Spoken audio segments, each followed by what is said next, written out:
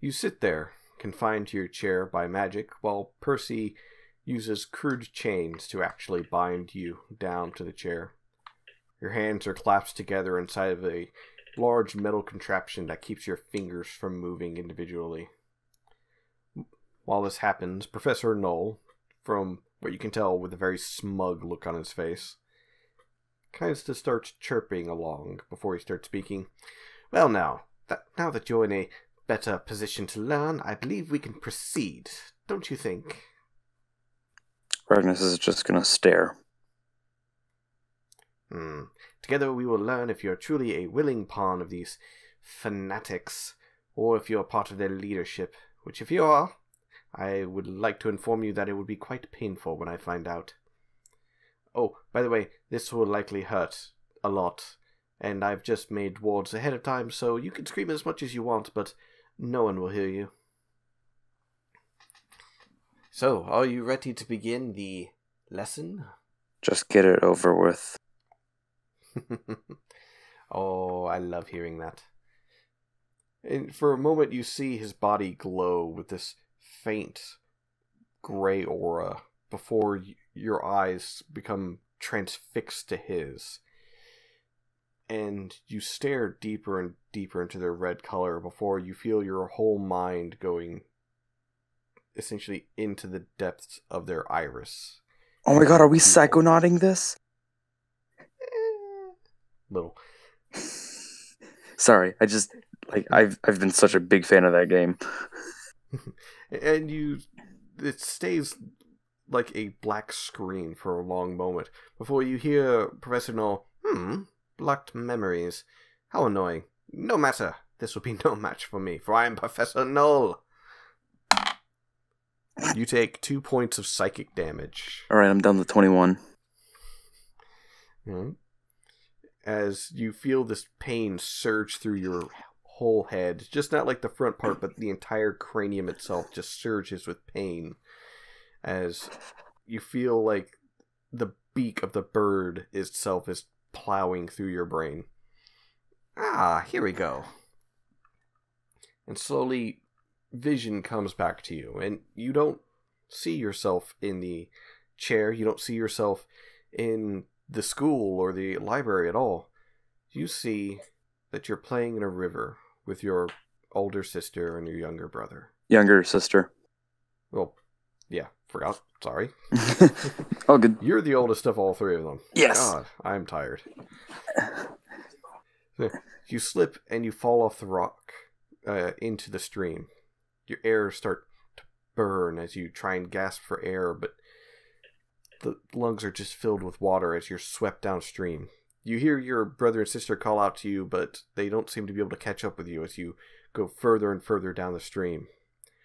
You grasp at stones and anything you can try and get a grip on, but everything just slips through your fingers as you get pulled along. The current gets stronger and stronger until you hear the sound of water crashing. You surface enough to catch your breath again, to see a small waterfall. And again you try to grasp something, but you go over the edge, dropping almost 20 feet. You take another 2 points of damage. Okay, that brings me down to 19. Pain racks through your body as you pull yourself out of the water into a small cave behind the waterfall. Your left leg feels stiff and painful, the ankle part bruised and black and blue already. You sit there for a moment, trying to steady yourself on the solid ground and catch your breath as you cough and little bits of water and blood comes out onto the ground. And then you see, just a few feet away, a large set of stone doors. Curiosity getting the better of you, you hobble closer and closer to it and put your hand against it. You let out another cough, and as the blood touches the door, it slowly creaks open. And you hear a voice call from inside. Magnus, I will take your pain away. Come to me. Come. As you push the doors open and wander inside, the darkness of the cave does not hinder your sight. The voice calling to you again and again. until you stand in a large open room with a dome shape and engravings all throughout the walls and floors. You can't really make them out. They seem foreign, but yet at the same time familiar. You wince and cough up a little bit more water, trying to clear out your lungs. As you get closer to the center, you feel one of your feet sink into the ground. As you look down to see the trap, it's too late, and you fall and tumble down the hole. Darkness overtakes you, even in this. Your vision becomes hazy. And then the voice gets stronger as you pick yourself back up. The more and more the voice calls to you, almost like a chorus of gentle whispers.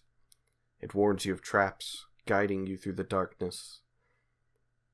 And then finally you stand over a pool of water that glows faintly with divine energy. Come, Regnus. Pick me up. I will take your pain away. I will make you so much more than you are. In the bottom of the small pool, you can almost make out a stone chest as the voice commands you to swim. You feel urged to do so as you strip off your shirt and dive in. The divine properties healing your heart, leg, and ankle, making them feel as good as new. You take a deep breath and submerge yourself even deeper this time, diving down until you reach the stone chest. Your vision gets hazy. Again, for a moment, before you pull yourself out of the pool. And this time, when you pull out, you're clutching a dagger-sized, jagged obsidian object that almost looks like a tooth or a fang. You don't remember how you got it out of the stone chest. You just know that you have it. The voice rejoices, praising you for what you have done, and then it commands you to mark yourself. At first, you're resistant, but the voice has not led you wrong so far. 4 points of damage. 15. As you dig the obsidian-like fang into your collarbone and down, carving this jagged symbol into your own flesh. Your vision hazes again. You very faintly hear Professor Null yelling about losing the memory, but it sounds distant and almost otherworldly. The vision fades completely to blackness before it comes back, and you're standing in front of a tall, slender man. The moon shines bright on the two of you as you hand over the obsidian fang to him. He praises you for what you've done, and raises a hand that slowly grows claw-like nails. You've done well, pawn, but now you can rest forever. The taint makes you of no use to us any further. But before his strike could happen, a radiant blade strikes down between the two of you. In golden armor and radiant wings, your father, Masterin, appears between the two of you. You have shrouded my son's presence from me long enough. You will return him to me. He swipes at the man with his sword, gashing him across the chest. The two trade a few blows before it flees, leaving Masterin to fall a few feet behind it before turning back to you. He takes you in his arms and whispers, "Everything will be fine, my son." Your vision fades to darkness, and you're back in the classroom, blood trickling from your nose and ears as your head throbs in this pain. I'm just visibly vibrating. Well, it seems you survived. An interesting memory to see. I wonder what others you have in that head of yours. You're not a willing pawn, but a pawn nonetheless. While I do not care about this Ilathar or her followers, I suppose I could be nice and help you. Though to be honest, no matter what their plan is, it has no real bearing on me. Percival! Remove his bindings. And heal him, if you don't mind. I can do that well on my own. Percival, doing as he's commanded, starts removing the shackles around your hands and everything, allowing you to be free of the chair. Emotional damage? Must be from seeing the memory. Or perhaps feeling of betrayal. You humans are always so strange. Well, I suppose you're only half human. And Percival, read the notes that we have on Alathara, if you still want them. I'll gladly take them. Do you have more you wish to say? Not before I get the notes. If you think I'm going to go back on my word, you're sorely mistaken. Sorry.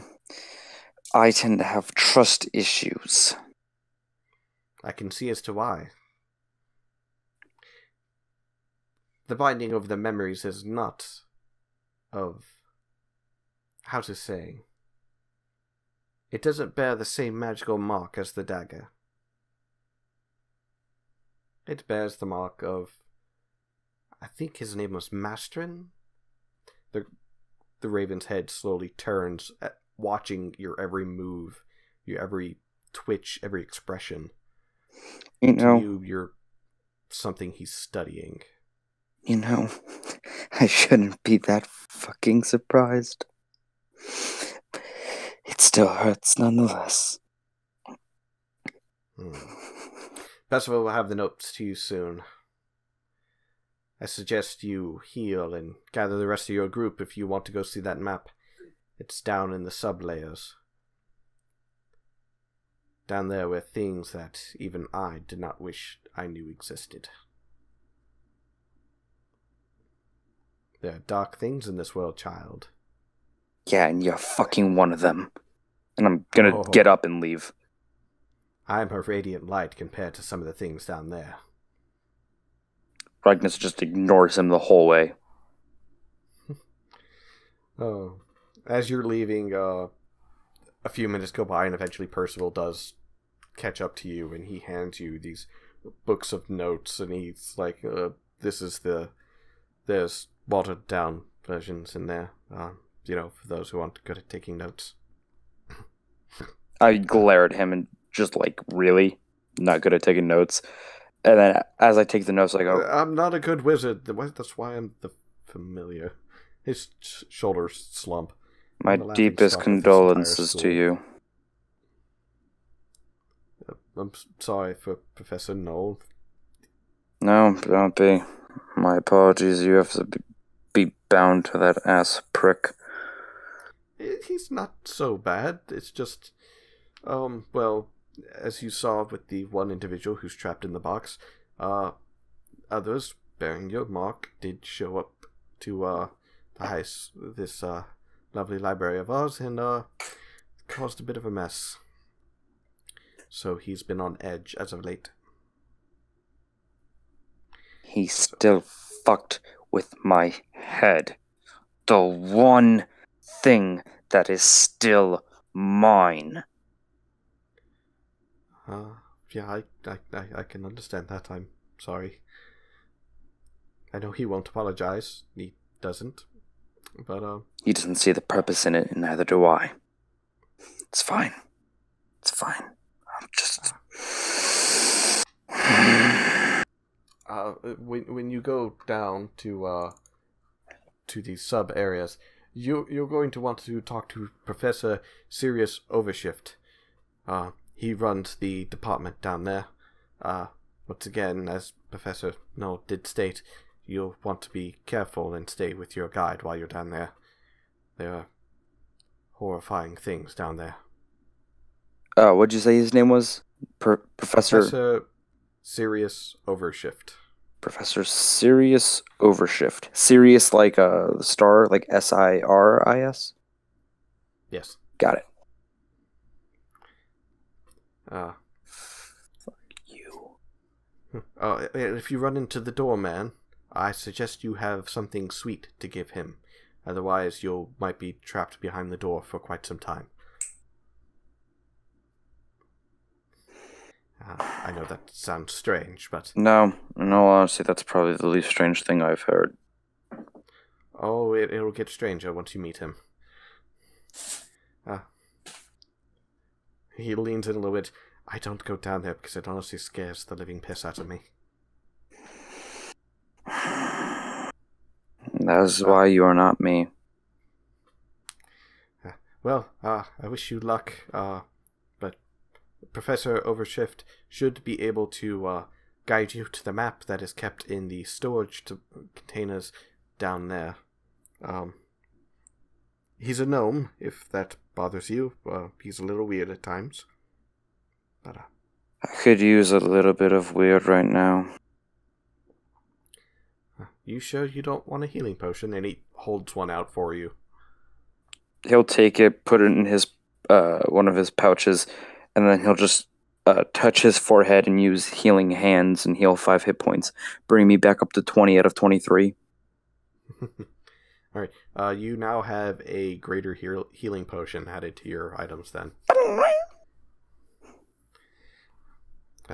Either way, I should get back to Professor Null. I need to gather more notes for him. As you will. And with that, he turns and runs back to, you're guessing, back to his master. Alright. Note to self, if I ever get the Find Familiar spell, I am not taking a fucking bird. But yeah, so, Newt, you were originally going to join Ragnus for his meeting with the Professor Knoll that you heard some tales about while traveling with Dr. Fiddlesticks about how he's not a very pleasant individual. And you also heard something about him being a bird, but you're not quite sure about that one. All right. But instead of joining him, Ragnus decided, no, you're not allowed to come with. Either because he's still upset with you for flirting with the moon elf, or because he's just being a jerk towards you. You're not really sure as to why. All right.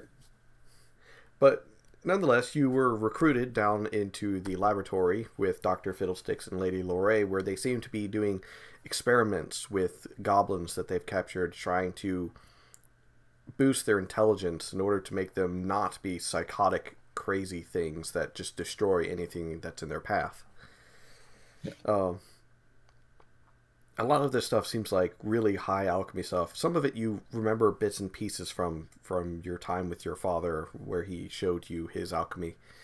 And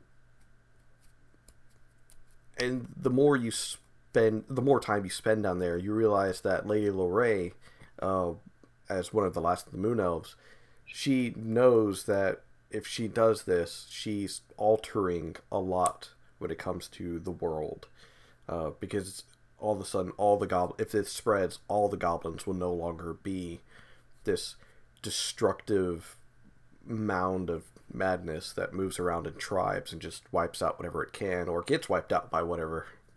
Yeah. But also, with talking with her, you realize that she was actually there at the fall of Illithin Moray, the home of the Moon Elves, that she's approaching close to 800 years old. Ooh. So, damn. Yeah, from what you understand, Moon Elves live to about 2,000 years. All right. And so they outlive all the other elves out there, but according to her people, she's still a young adult. But you're able to assist them and such, and I would actually like you to do a couple of medicine checks with me as you are messing with these alchemical regents, trying to help them with their experiments. All right. Give me a second. How many am I rolling? Let's go with 3. Okay. 11, 14, Ooh. and a 1.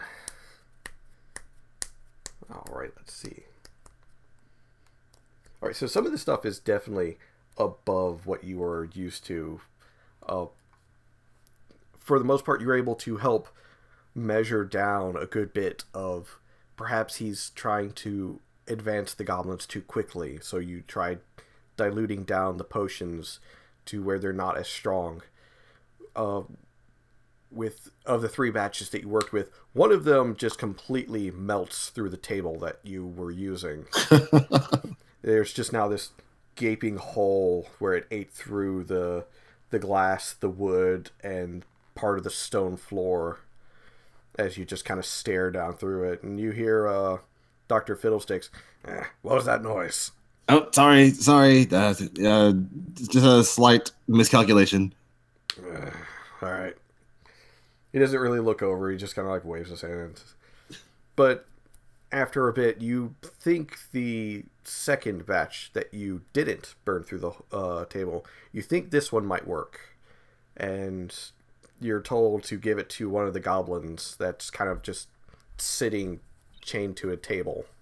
Like, he's got his arms free, but his legs are strapped to that table. All right. So you're just going to pour it down his throat? Yeah, like, hey, you ready to try some medicine and help you get strong? Yeah, medicine now. Come on, it's good for you. I go to like just shove it down his face.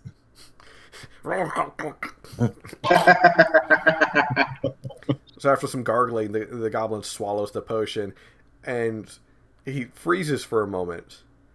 And then you start to remember the last batch, as soon as you came into the lab, exploded into like a goo. Yeah. And you start slowly backing away, and then his skin turns from this deep mossy green that it was into kind of a greenish blue. Oh. And then starts getting paler and paler. So are you feeling okay?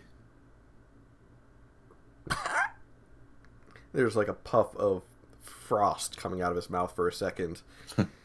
Oh, I bet you just frozen to death. You feeling a little chilly? Do you need a blanket? Lady Larae is just kind of like leaning over, trying to see what's going on. She's kind of using you as a meat shield between her and the goblin. Yeah. It didn't explode, so that's a step in the right direction, I guess. Yeah. Let me get him a blanket. see if I can warm him up a little. Here. So you go through one of the closets, you grab essentially whatever you can to warm him up, and you wrap him around.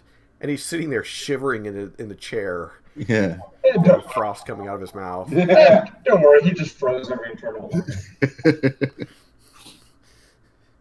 All right. Hopefully this will work. All right. So, can you still see? Can you still hear? Is everything else working? Yeah, while you're like, snapping your fingers, trying to like, hey, he finally looks at you. That was awful. Sorry. Yeah, I'm new to this, but it didn't explode. Yeah. He starts warming up and changing after like a few minutes. You think the potion or something is wearing off, and he starts changing back to his natural color, but he's a lot lighter now. But he doesn't seem to be breathing coldness anymore. Okay. But he's now like a very light green. Huh. Hey, look, you might be an ice type now. Dr. Fiddlesticks just comes over with a small puzzle and sets it in front of the goblin. Solve. The goblin takes it. He starts moving one piece, then a second piece, and he gets like halfway through the puzzle before you see his eyes dilate, and he just starts chewing on the puzzle itself as if like trying to bite through it. And Dr. Fiddlestick's like, well, that's a partial success, so at least it didn't explode. Yeah. Well, all right, we're getting there. Let's keep trying. So, and then after a bit more, Regnus, you are directed down to the laboratory where you were told your compatriot Mewtwo was assisting Dr. Fiddlesticks. And about this time you see Mute kind of like slowly trying to clean up the acid that's burnt through the table and on the floor. So he's like pouring like, maybe this will counteract the acid. No, that made it worse. Okay, that's not what I need. Get an alkaline and just dust it on. Albar, are you alive? He's alive.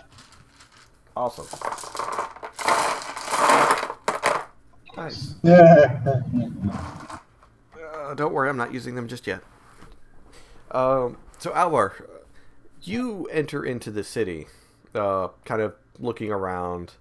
You were told after, well, you're patted down at the front gate, and you ask about, your brother. You're like, have you, the guards, have they seen you, and so on.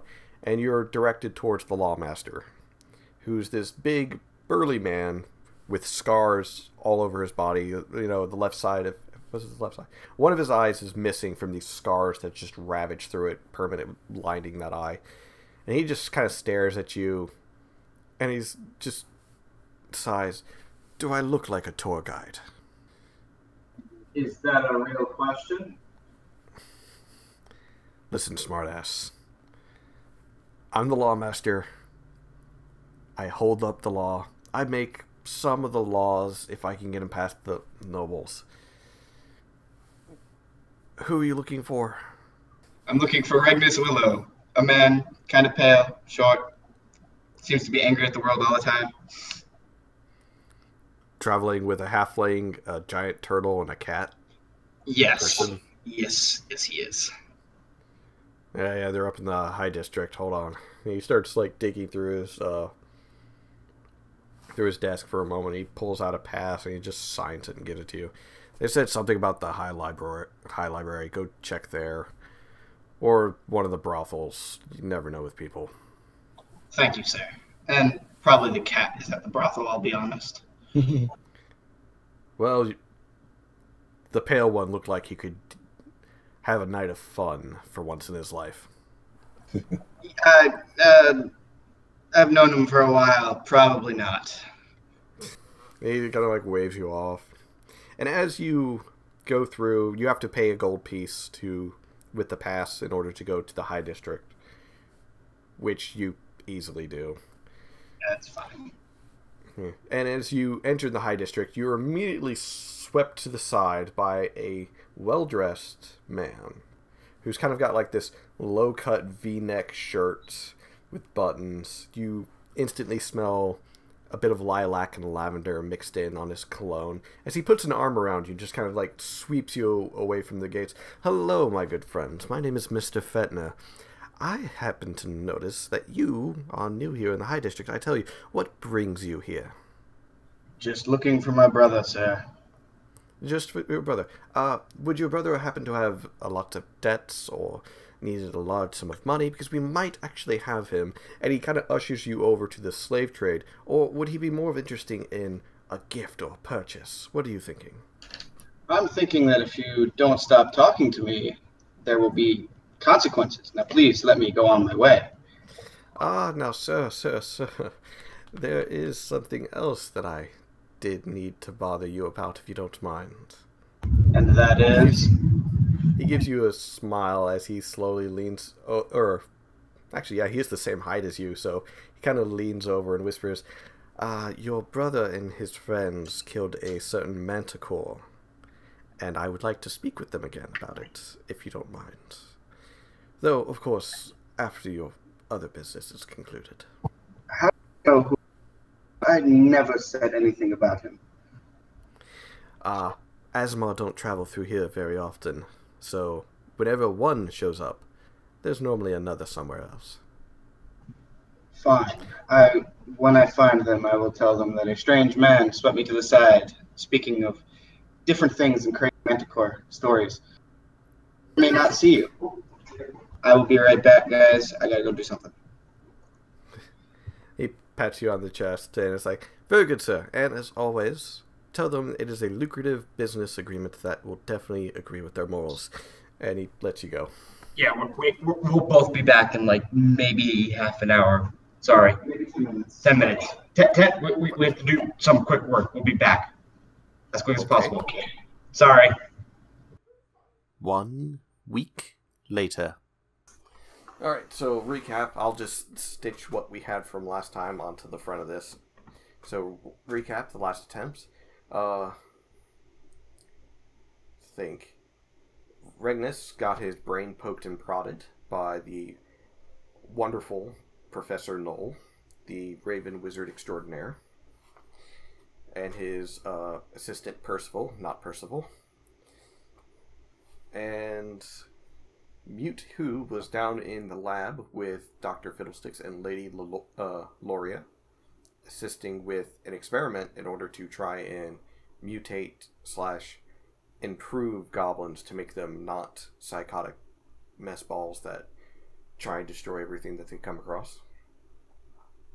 And Alvar had arrived into town and was directed in your guys' direction, and even stopped by Mr. Fetner, who offered him a job that he said would align with his morals as well as the morals of the group. And that's where we left off, unfortunately. With Regnus collecting Mute in order to try and get everyone together for them to go down to the lower levels in order to go to the map. Meanwhile, with Kiata and Tulip still out and about shopping, Tulip, you are actually approached by a very well-dressed man. He looks like he's wearing kind of a butler kind of attire, a very fine pressed suit with tails, white gloves, and very proper as he stands before you. She just kind of looks up. Hello. I believe your name is... He pulls out a small note for a moment. Miss Tulip, is that correct? Can I help you with something? Ah, yes. I have a delivery. He puts the little note card into his into one of his pockets, and then he produces to you a bouquet of tulips and a small box of chocolates. This is from my lord, Mr. Maximilian Fetner, who wishes to extend his interests to you. She just kind of scowls in disgust and just says, I appreciate it, but could you return this to him, please? Of course, I will make note of your disapproval. He bows to you and moves on. And Kiata, would you make a perception check? You as well, Tulip, if you don't mind. Okay, so Tulip is currently still scowling. She doesn't really notice. Kiata, you notice a man that kind of seems out of place. Everyone around here, as far as you've seen, is rather well-dressed, very clean-looking, people who obviously have a lot of money here in the High District. You do see one man kind of skulking about in the distance, kind of looking your general direction. He looks kind of dirty, his clothes a little stained, but it's obvious that he's wearing some sort of leather armor as well. And when he notices that you're looking straight at him, he just kind of ducks between two of the buildings and goes out of sight. But what were the two of you deciding to do, since neither of you decided to go into the High Library with everyone else, but rather to walk around the High District? Well, she had gone to that instrument shop, and then she was just kind of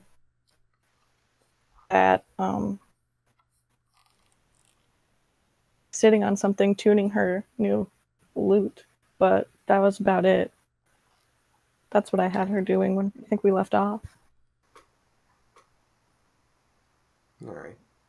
And what about you, Kiata? Yeah, I have no idea what I want to do. Not a problem. I'm messing with my headset a little. Alright. See. Well, at this moment, you actually see Alvar, currently being played by me because Alvar's not here. Alvar making his way over, he kind of waves at you. He's like, I was looking for everyone. Kind of got lost here. Oh, where's everyone else? Last I saw them, they were making their way into some library, so... Oh. My brother hasn't been too much of a problem, has he? Oh, not too much.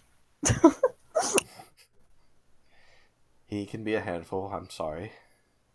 But nothing we couldn't handle.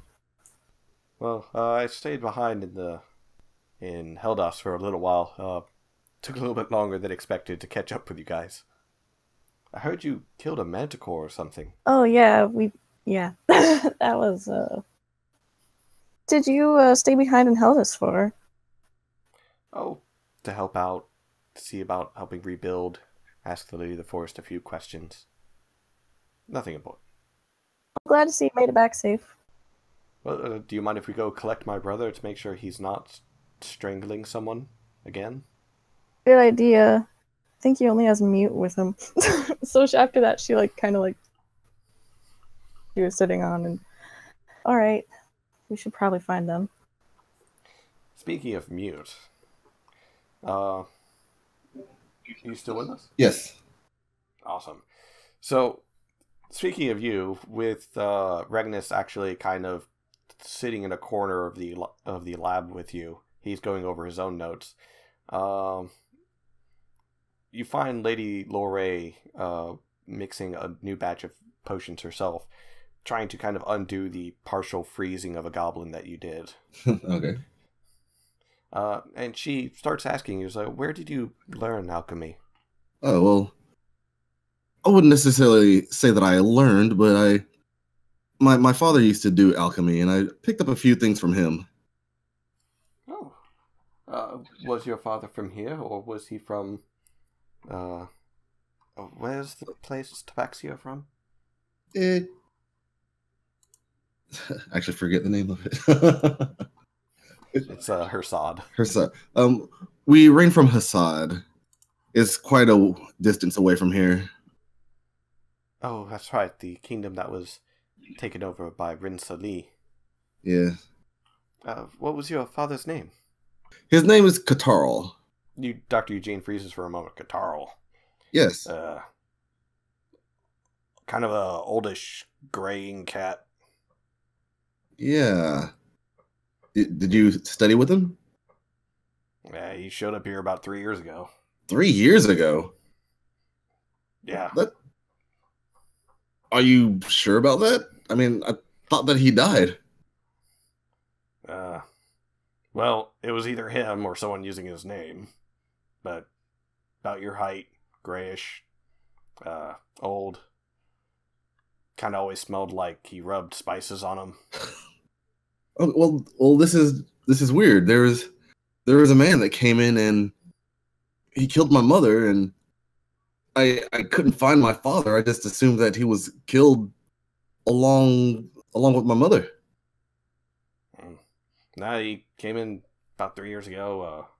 We exchanged notes, and then he said something about he couldn't stay due to business, and then he left. Do you know where he went? I'm afraid I don't. Huh.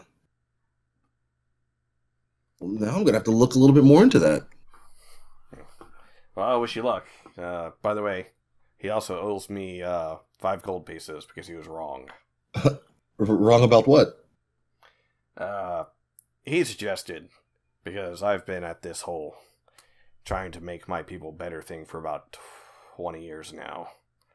He suggested his own alchemical fix for it, and I've been trying to do it, trying to get it to work, but for the most part, it just made the goblins into puddles. Oh. Well. So, also he owes me a new desk, kind of like you do. Well, I can do you this favor. I'll give you the 5 gold that he owes you, and he can pay you back for both desks. He gladly takes that from you, and he's like, thanks. I go through desks a lot, honestly. But after a moment, he seems to be finishing with his research, and he finally decides, all right, he's done for today. And he just starts closing things. He's stressed. Lady Larae kind of rubs his shoulders a little bit and tries to get him to be semi-cheerful, which, from what you understand, is not really possible for a goblin. Yeah. He's just grumpy. Regnus, you've been able to go over the notes that you were given for quite some time now. And from what you understand, the map is definitely downstairs in another department. Yeah. No, he's just right now doing head math and just trying to see what would honestly be the best thing. You do remember Percival, not Percival. Percival. Honestly, can't remember his real name now because he's been called Percival for so long. He did inform you that you should gather up everyone and meet him in the main lobby, so that way he can direct you towards the map. So do you guys head towards the main lobby? Magnus is going to stay where he is for a couple of minutes, just sitting there and thinking. I was gonna say that I'm kind of in shock and awe that, of the new news that his father's still alive. You're able to kind of sit there and process everything for a couple more minutes before finally Dr. Eugene starts shooing you out of his lab. I'm done for today. I want to get some sleep out of my lab. Oh, okay, sorry. Yeah, I'll be on my way. Magnus, he grabs a book and swats you with it. Not hard, but more of just to get your attention. Whack. Magnus just quietly stands up and walks out. Thank you for your help, Mute. You actually may have helped a good bit, aside from almost killing one of them with a freezing potion. Sorry about that. That's fine. I can find replacements. Okay. By the way, if you ever find the Licktoad tribe, they're the ones I've been trying to capture the most. So if you find them, capture them alive, or as many of them alive as possible. Because I think they might be the key to making this whole thing work. Oh, okay, sure thing. And if you see their chieftain, if he's still alive, Chief Rotmouth, kill him for me and tell it was from his son. Okay. Were you from that tribe? Yeah, was keyword. Yeah, I see. Alright, so kill Rotmouth. Let him know it's from you. You're able to get back to the main lobby, and eventually you do see Kiata, Alvar, and Tulip kind of wandering into the main lobby as well.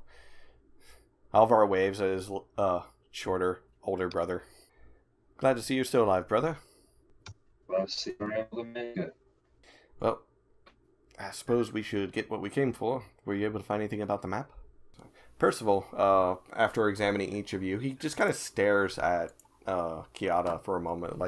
He doesn't really get to see turtles, so he's like, And he kind of pokes your shell some for a moment. It's a hard shell you've got there, friend. So you will be traveling downstairs to the SCP department. They're a little weird. I don't really remember that much about them. They give me something to help me forget about them, and honestly, that makes me feel better. So, good luck, best of luck, and don't die. So, he leads you for a long moment. You end up going down some winding stairs, and you probably go about 30 to 40 feet underneath the ground before you come to a single desk, a room that's about 20 feet wide, 20 feet high, and there's a single desk with a single gnome sitting behind it. His hair is going all over the place, like he's been chewing on batteries or something, so his hair is just this huge, staticky, unkempt mess. Alright. And he looks up to you, and he's like, "Oh, hello. Yes. Are you the individuals that brought me the new anomaly?" No? Yes. Define anomaly. Things that cannot be explained by science or magic. I don't know. Well, if you are, well, that's fine then. And at this, Percival just waves to the gnome, and it's like, "I don't remember you and I don't want to," and just leaves. Don't mind him. He has taken so much of the Class B amnesiac that he doesn't really remember this place, and that's good, because honestly, if it wasn't for the message I received from Professor Null, I would be administering it to all of you right now, and you would have no idea what happened today. So, my name is Professor Sirius Overshift. I run the SCP department here in the High Library of Aloya. So, did you come for a tour? Yeah, sure. Sounds good. Awesome. And he kind of pulls out this large key ring that's got a bunch of keys on it, and he goes to this one flat wall behind him. Because there's no doors here. All right. And he just sticks it in the wall and turns one of the keys, and the walls themselves opens up into where you just see this simple wooden lift, kind of like a makeshift elevator. All right, all of you on board. A magic wall. Okay. Sure thing. Oh, yeah, purely mechanical. I assure you. We try and keep magic a little far away from some of the creatures we have down here. I see. And as you get onto the elevator, he closes it up and he pulls the lever and it starts descending. So, we here at the SCP department, which is stands for Secure, Contain, Protect. We are charged with finding, categorizing, and containing any and all anomalies. Oddly enough, your turtle friend, when we first encountered one of your race, we thought you were an anomaly, and we accidentally detained one of you for a little too long. We released him, don't worry, he doesn't remember a thing. But these anomalies are things of strange make or creation that we are unable to determine how they work, how they were created, and somehow appear to give off no magical signatures whatsoever. A good example is, he kind of like digs through his pockets for a moment and he produces a block of wood that looks like the handle to a crossbow. This thing. And as the elevator is going down, he pulls a rubber band and he pulls it back on the block of wood and he points it to one of the walls and he fires it and it leaves a divot into the wall. And it looks like the rubber band like exploded on impact, but it caused about a quarter-sized divot in the wall. Wow. I have no idea why it works, how it works, or why it only works with rubber bands. All I know is it does. It's insane. But I do love explaining all this. It's going to be the first time that someone actually remembers any of this, because normally I just give you one of these, and he holds up a small pill bottle, and you won't remember anything of this day. Or is this the Class A, where you won't remember your life? Oh well. So why were you coming down here again? I'm not sure why I'm here. That's in their department. She just kind of like points to like Regnus and Mute. I'm looking for a map. Map. Oh, right. Map. Big map? Small map? Map. I don't know the size of it. I just know it's related to something I really don't want to be a part of anymore. Well, if it's the map I'm thinking it is, it's in the safe, which is not too far down. At this moment, you realize you're still going down in the elevator. We are going to be about 6 miles underneath the ground in just a moment. It's kind of a long wait, I'm going sorry. to like quietly whisper to Kiata in like regards to Regnus. She's just, he sounds depressed. I've noticed.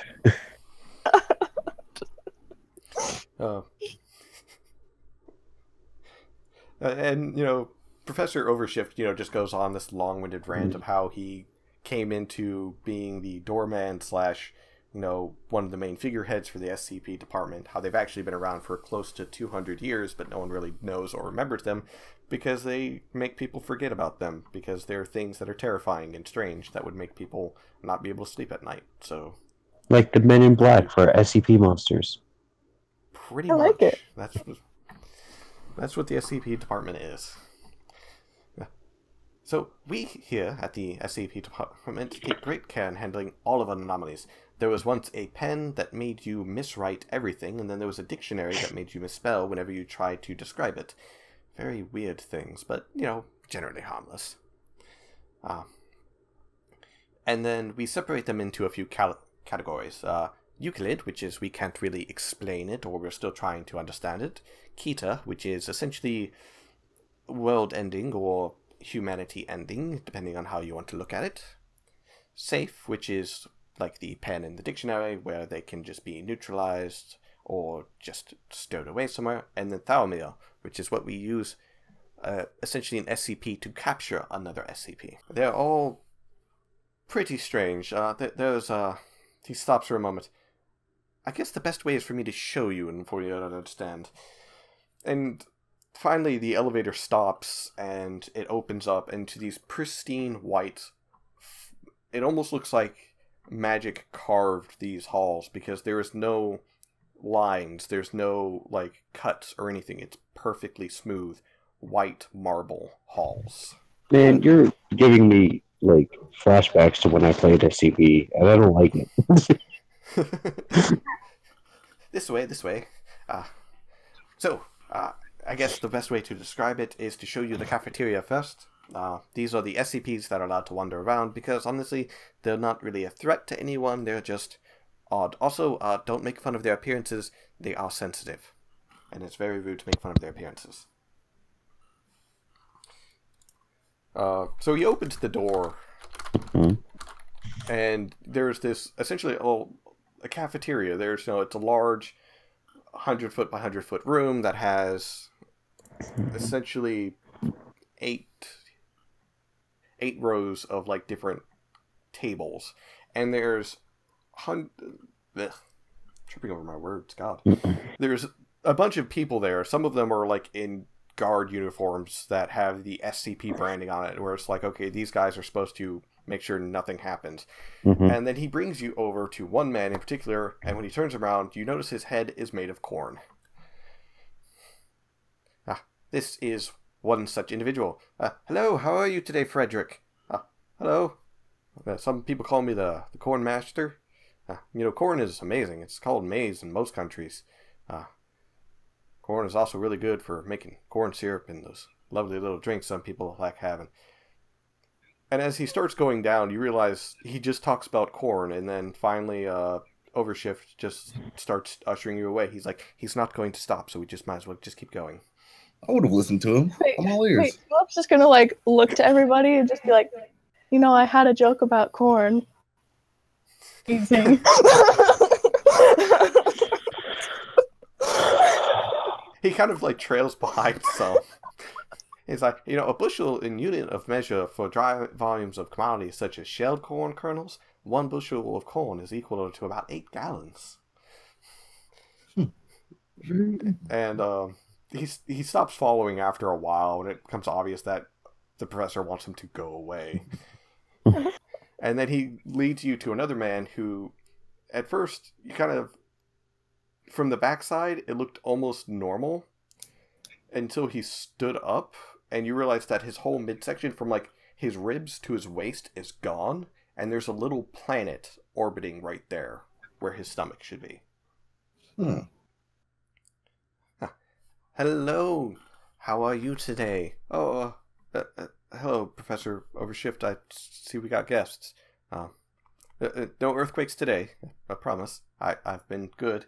He looks down at the planet, like, slowly rotating in his stomach. I have not caused any natural disasters to the people on the planet today. That's very good. It's good to hear. This individual here we picked up in Pelna. We are not quite sure where he came from, and he doesn't either, but it's kind of interesting. And he pulls out this magnifying glass, and he holds it to where all of you can see as he holds it over the planet. And you see, like, little cities on the planet floating in his stomach. This planet is fully sentient. There are people there. They have their own lives and everything. We don't know how, but it works. That's How did it get there? actually amazing. The guy kind of shrugs. Yeah, until they start fighting, then it's really annoying because I'm trying to sleep and they're causing all that noise.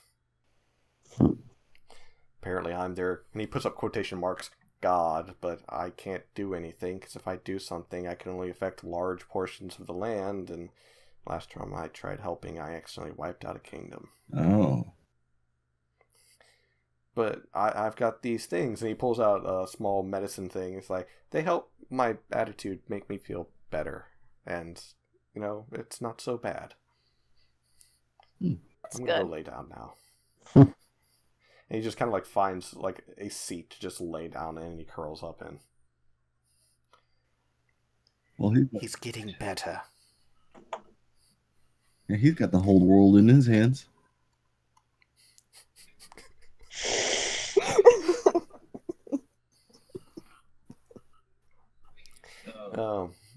Me. Oh god. I can just imagine Kiata, and anytime a joke is made, just rubbing the like bridge of his nose.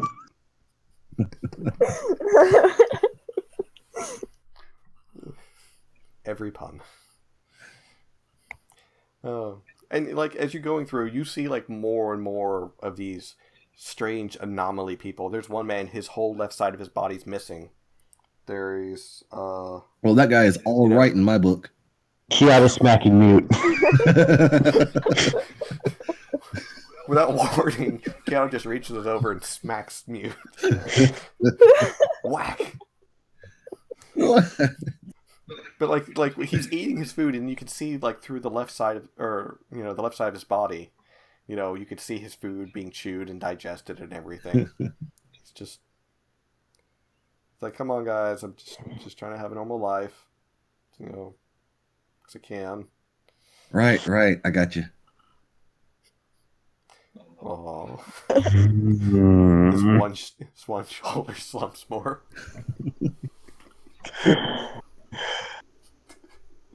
I expected this, to be honest.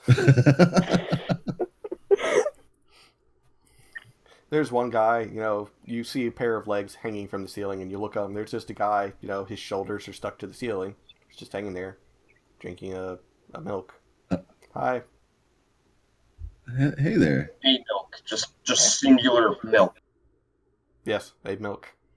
It says a milk on the canister.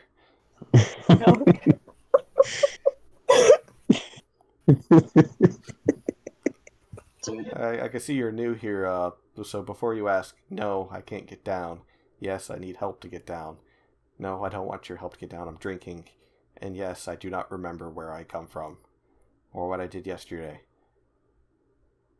And Professor Overshift looks up. Oh, he's drinking the life-forgetting one. Oh well.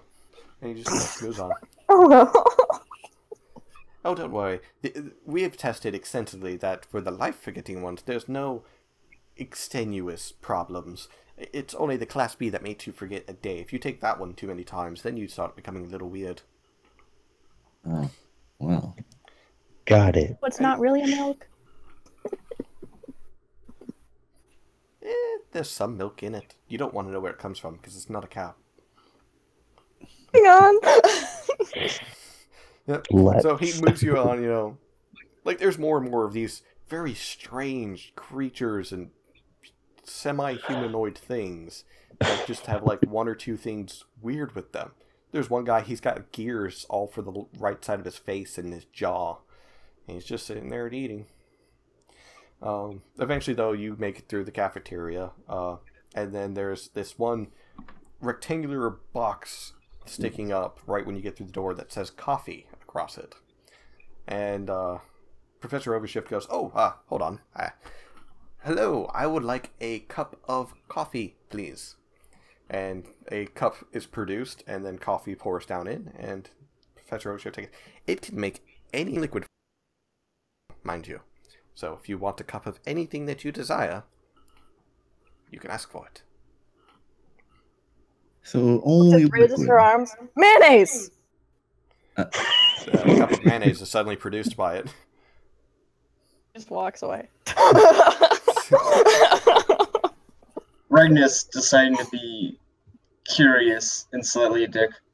A cup of happiness. Pours a cup. He just stares at it like, what does it look like, the liquid? The liquid seems kind of a minty green color.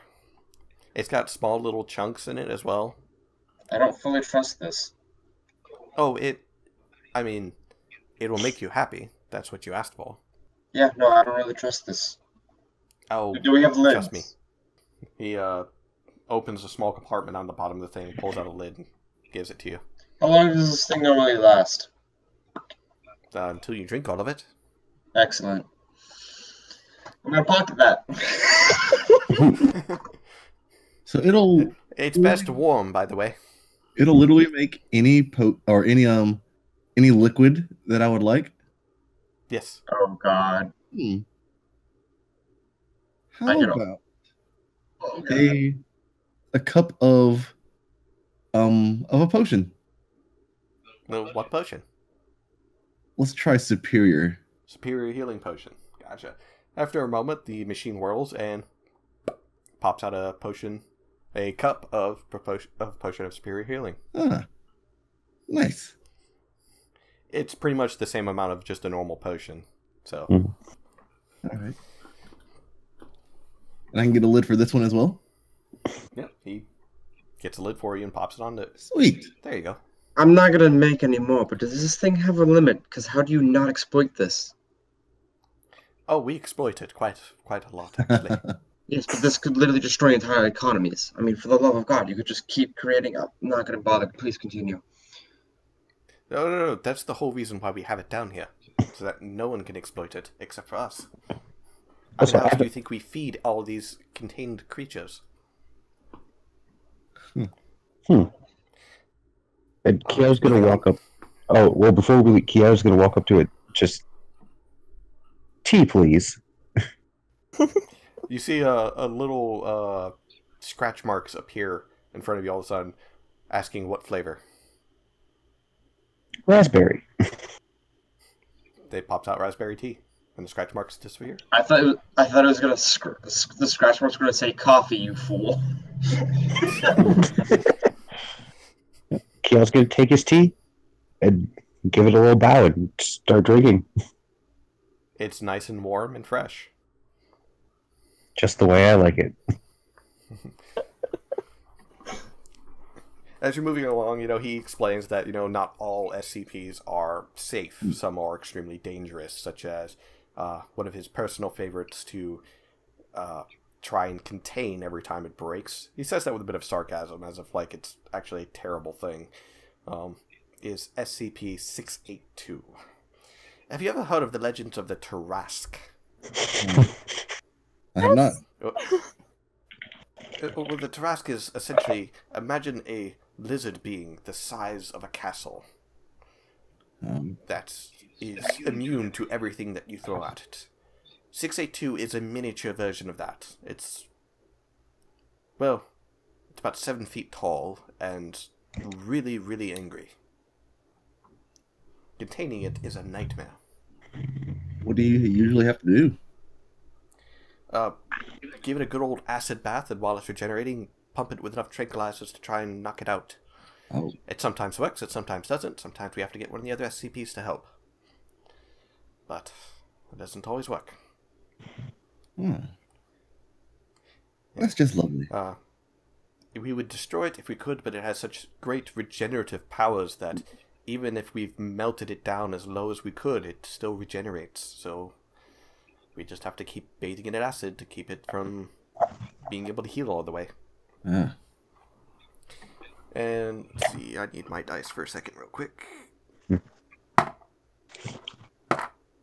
Awesome. So as you get to one door, and you've noticed that he's been using this stone in his hand to kind of open the doors, like he'd wave it over the door opens, and so on.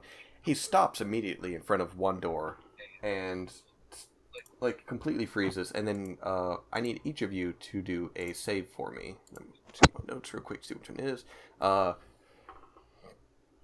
You must make a wisdom save, if you don't mind. God damn it.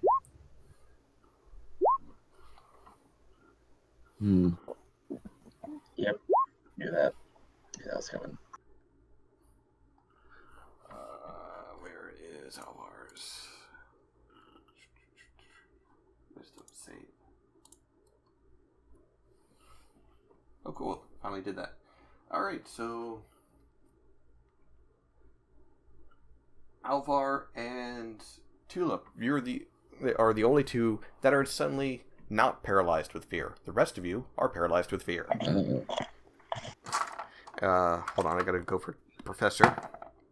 Yeah, he's barely fine as well. And like the fear like creeps all through you, like the dread of opening this door for some reason almost makes it hard to breathe as this surges through you. And Professor Overshift looks at each of you. Sorry about that. That's number 303, the doorman. Just give me a moment. He starts digging through his pockets. Where did I put... here we go. And he pulls out a piece of chocolate. You see, the doorman, he's not really violent, per se, but he likes trapping people in rooms, and he likes doing this for fun. And he opens a small little slit just barely and puts the chocolate through, and you see it just gets snatched out of his hand by something. And now we just wait for a moment, if you don't mind. And seconds go by. Seconds that feel like minutes. And then minutes that feel like hours. And then suddenly the fear is gone. There we go. As I said, he's relatively harmless. He likes chocolate the most. So if you ever run into him, he starts giving you each a piece of chocolate. If you give him one of these, he'll leave you alone. Alright. I don't trust this guy. But, okay. Oh, the doorman? Yeah. Oh, yes. One time he got up to the library upstairs, and he trapped a co-ed in the shower for about 4 hours. Oh. She was crying quite profusely. We had to administer her a Class B amnesiac. She lost a whole day's worth of studying, but she'll be fine. Okay, well, that's good. At least he didn't hurt her. No, he just likes trapping people in rooms. Alright, on we go. And he leads you more and more through these white marble, like pristine halls. And you even come across some that have this long glass window on them. And you can see inside some of the rooms. And some of the rooms have like other SCPs, and each of them have different numbers on them. And then finally you come across one that has a scarecrow just sitting in it, and there's a warning sign that says, "No red lights." And he stops for a moment and points at this one. This one, the scarecrow. This one is extremely annoying. Oop, 1 second, guys. And I'm back. Sorry about that. Aiden came in for a second. Yeah, I've got a timer set on him to remind him to do something, and he came in and told me he did it. So I set the timer back to where he can be on the computer for a bit longer. Alright, so, see, it was Scarecrow, that's it. This one was interesting to capture. Whenever red light hits it, particularly the Hunter's Moon of Nalaar, I'm sure many of you know about that. If the red light touches the Scarecrow, it animates and then proceeds to try and kill everything within a 2-mile radius of it. That was a dark day trying to contain this thing. So like a normal scarecrow. So long as red light isn't touching it. Oh, he is not a safe one. Oh no. Lost a good number of Class D personnel. But you know what they say about Class D? The D stands for disposable. And he just moves on. Oh, hi! Anyway!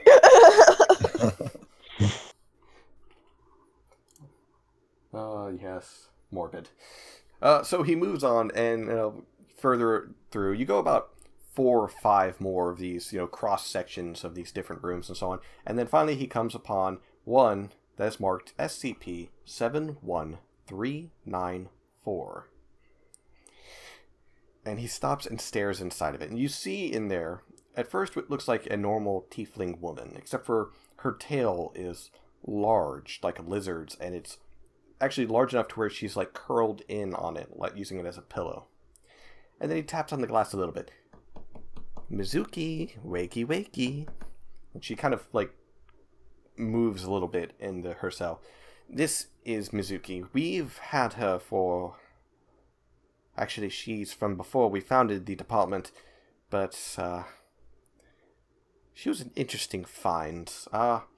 She was one of the original captures, but let's just say she's extremely dangerous. And then you see her slowly stand up and kind of like move back and forth, kind of like she's trying to wake herself up, and then she like wanders over to the glass and stares at each of you. And her eyes lock with each of you for a long moment. And then her eyes stop on mute. And... Oh, she's pretty. And you see kind of like what almost looks like a split on her bottom jaw, like in the middle of her bottom jaw. and then you see a little bit of drool coming from her mouth as this obscenely long tongue slaps against the glass. Oh, she seems a little freaky. Oh, she's probably getting hungry as all. But yes, Mizuki, it's quite bothersome to keep under control. Her diet consists of 1 whole kana a day. And not to worry, though. Connor is an immortal man. Whenever he dies, he just kind of pops up next to himself, or where his corpse was. We use him to feed Mizuki versus some of the other means, as she only consumes people, or her preferred meal is people. But not to worry, that glass over there is reinforced, and it's over 5 inches thick. The cell's walls are 10-inch thick plates of solid steel, and so long as we keep her fed, she doesn't try to escape. Though there was that one breach in the past when we didn't get to feed her in time. That was a dark day. She actually ate 2 of the other SCPs. Oh. Well, maybe I'll stay away from this one. Looks like that's your limit? See, That's where you draw the line? Well, I'm not trying to... A succubus is fine. This. Well, maybe she deserves a chance. No, just don't bother defending yourself. just don't. You see the tongue kind of swirl on the glass a bit more, like making a whole circle. Oh, it seems she likes you. You're a lucky one. You might last longer than Connor does. And he just keeps moving. And she follows along because it's a long hall of this window into her room, and her tongue drags across the whole window as she follows along you. Maybe she's never experienced love. She then pounces at the window, and you see the bottom of her jaw splits open, and you see these 4 rows of teeth in her mouth as she jams them into the glass. A couple of them actually piercing all the way through. Ooh. Yeah, I'm not gonna mess with this one. I'll stay on the other side of the glass. And Professor Overshift presses a small button on the side of the window, and there's like little sprays of mist coming out, and she starts it's like clawing at herself and like rolling away. I'll teach you. Very bad, Mizuki. It's holy water. She doesn't like it. I guess we should get Connor in there. And he uses the stone that he had, and he speaks into it. Connor, if you don't mind, it seems it's Mizuki's feeding time. Are you in position? And you hear kind of a sad voice. Yeah, I'm ready. Oh, good. Do remember to run fast. She does need her exercise. Yeah, sure, Doc. I'm ready. And you see one of the walls open, and Mizuki quick turns, and you see this mid-30s, kind of pasty-skinned man. He's just kind of like, shit. And he runs as fast as he can, and Mizuki on all 4s starts chasing after him. And Professor Overshift just kind of watches. It's always good that she gets her exercise, because it keeps her active and keeps her from getting, fat. And then Mizuki catches Connor and starts eating him. Well, I was just gonna cover Tulip's eyes and... Yeah, she's like... He just kind of puts his hand down a little bit to peer over. And then next thing you hear as all of a sudden, Connor's standing right next to you. God. that ability is really lucky. Oh yeah, lucky. Yeah, let's go with that. Oh, I'd go in there and spend some time with her if I could come back afterward. Doc, I've been through 6 tests today with something similar. Can I get something? Oh, of course. And Professor Overshift pulls out. You ever seen a 50-cent coin? Yeah. It's a roll of paper that looks like a roll of 50-cent coins. Oh my It's white paper, and rolled on both sides and everything. And he's like, "Here, you can have this for the day." And Connor's like, "Oh, thank God, it's 420J." Mm-hmm. Yes. And he just starts smoking it right there. Oh, I feel so better. Well. Thanks, Doc. It just kind of like starts staggering away. Right then, onwards. And, Mizuki seems busy still chewing on the other body of Connor. She even like takes one of the arms off and like sticks her fingers up in it and starts moving the fingers around by pulling on the muscles on the inside of it, and she uses it to wave at you guys. Oh, she's Wave really back. smart, I see. Sounds She like knows how to you're work a body. To roll the smack sense into mute. I mean, I'm not sure if you can hit hard enough for that, but you can try. Dang it. Alvar's just kind of like looking disturbed, like on several levels.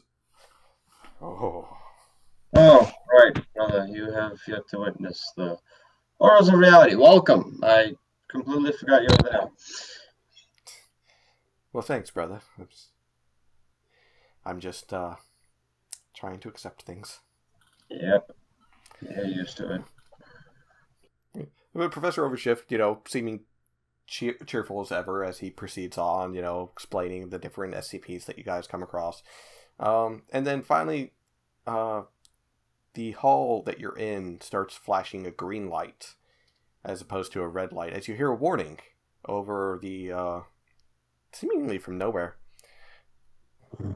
And Professor Overshift's like, oh no, that doesn't feel good. That definitely doesn't seem very good. And then like the earth shakes a little bit. Oh, that's really bad. That's a containment breach. And then you hear the alarm voice, SCP-682, object class Keter, has escaped containment, locking down all nearby sectors until SCP is contained. Once again, SCP-682, object class Keter, has escaped containment. Have a fun day. Oh, that's bad. And he just... I have to go. Here's my pass stone. Use it. Follow the green arrows until you get to the storage area where the map is. I have to help contain 682, otherwise the containment breach is going to get so much worse. Okay. And he just, Is it possible that you would need any assistance? do you like surviving? I've been pretty good at it so far. Well, I have to go get Kana because he can't die. And, are you good at throwing acid? I would guess so. Okay. Guess is not good enough because there's a good chance I won't even survive. 682 is the little Tarask thing that I talked about. Oh. Don't worry, I've got it.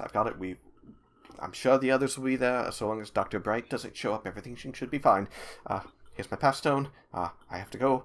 Follow that way. He points down one path. Follow the green arrows. And he runs down another doorway. Okay. Well, I guess. And the warning just keeps repeating. It seems cheerful, too, the whole time. Okay. Have a nice day. Well, I guess let's just follow the green arrows. Yeah, let's go.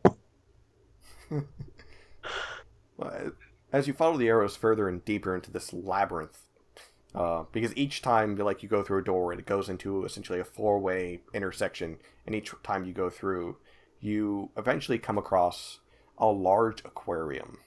I mean, large. There's an octopus the size of a full galleon ship in there, staring at you. Oh, krakens and other things. Fun. Continue. You feel actually a large amount of distaste towards every single one of you, except for Kiata. He actually seems kind of happy to see you, as if seeing another sea-dwelling creature. And on the side, it says SCP-2967. And Kiata, you hear kind of a cheerful voice in your head that says, "Hello, my name is Gilbert. What is your name?" He's gonna, respond back. My name's Kiata. How are you doing today? I am doing well. But why do you have strange creatures with you? I don't like them. They look like the ones that put me in here. These ones, they won't cause you any harm. Okay. It kind of looks to each of you, and then that distaste and anger towards each of you just kind of like dissipates. And then it's kind of replaced with happiness. Tulip's gonna wave to it. One of its tentacles waves back. Was it just me, or did it just seem to have an ill mood and now seems friendly? And then all of a sudden you hear, all of you hear in your head is suddenly, hello, my name is Gilbert. Did it She just... points to Kiana. This is my dad. That's your dad? That's amazing. I know, right? I wish I had dad. It's like its brow furrows for a moment, but then it gets back to happy. Anyways, it seems that something got out. It seems like actually a couple of things got out. You should be careful. Yeah, we'll Thanks. definitely try. Oh, one thing I should tell you. I don't like it very much, but I should tell you because you guys seem nice. There's something called 096. That's what the other two-leggers call it. It's very angry, always crying. So if you hear crying, don't look, because then it will attack you. Don't look at it if it's crying. Don't look at it, period. Okay. Because it will attack. Okay. Did it say 069? 096. 096. There's two of them. One's in containment, I think. I still sense it there. The other one is free, wandering around. It's not as strong, though. It's a clone. It's weird. I don't like it. But so long as you don't look at it, you'll be fine. What type of crying does it sound like? We Well, know- let's just avoid the crying. It kind of like looks at you for a moment mute. I guess what crying is supposed to sound like. I just worry. I don't know, because I've never cried. Yeah, I just worry in case we see it in the wild and we hear it crying and we decide to look for who needs help. Oh, I'm sure it will never get out of here. The other two-leggers are really good at keeping things. Okay. If you see Professor Overshift, please tell him I would like salmon from now on, and not tuna. Okay. Sure thing. Have a good day. It waves to you, like all of you, individually with each individual tendril. I'll wave back. Thank you. As you follow it, the arrows further and further down, you finally come to a door and you try and scan the pass stone, essentially, as he called it, and the door doesn't open. Kind of weird for a moment, so you swipe it again, and nothing happens. And then finally you hear... You hear that?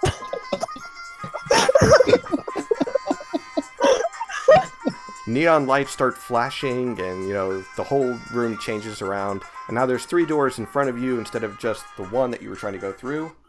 And you hear a voice call out saying, "Welcome, contestants, to the game of your life. All doors will lock and shut and no longer open. For this is a contest of wit. You have to answer my riddles and questions in order to pass. But if you answer wrong or pick the wrong door, you will receive a punishment." Oh boy. And then, like, each door in front of you suddenly gets like a number on it, 1, 2, and 3, and then there's like these bulbs that start appearing like around each one as this contestant music keeps going. Right, I'm going to assume this is an SCP. Well, then. Alright, who will be the first one to play? Choose your wisest and smartest. That is definitely not me. I'll give it a go. Why not? Oh, dear Lord. Alright, just to make sure everyone understands the rules, for a starter, what is the sound that one hand makes that is heard by many but felt by one? Can Regnus immediately run up to Machi and slap him?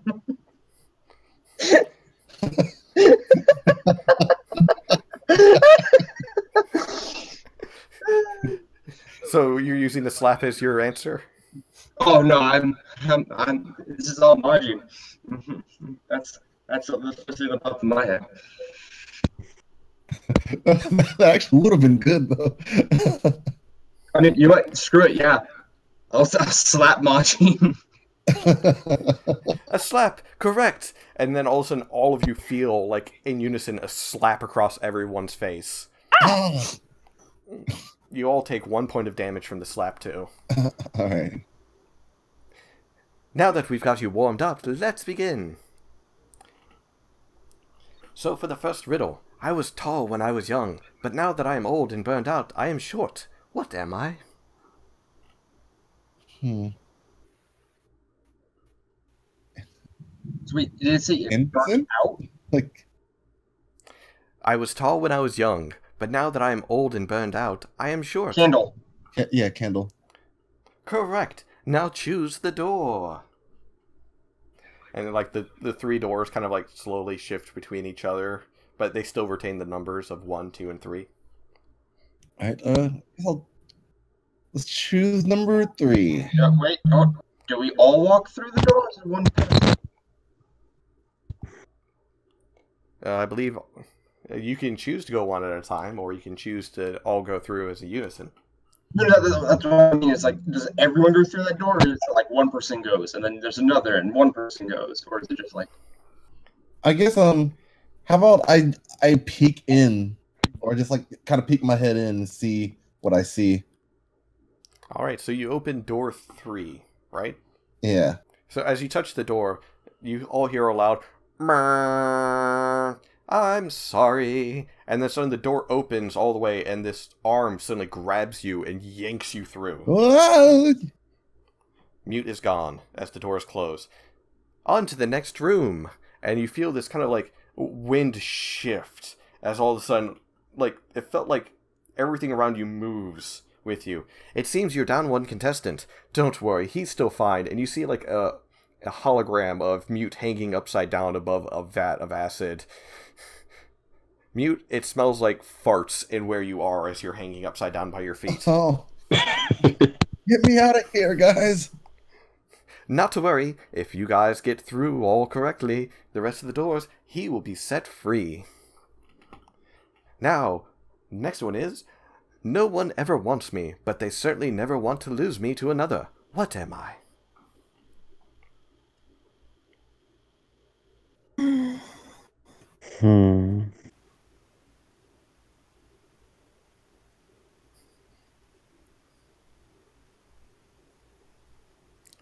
No one ever wants me, but they certainly never want to lose me to another.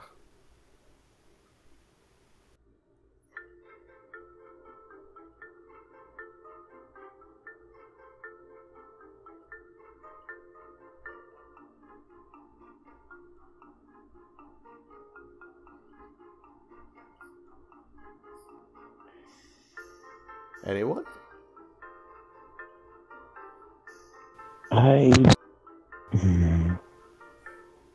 I can't think of anything, but I'm stuck in another room.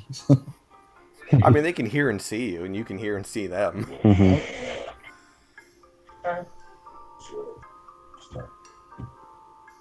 Let's see.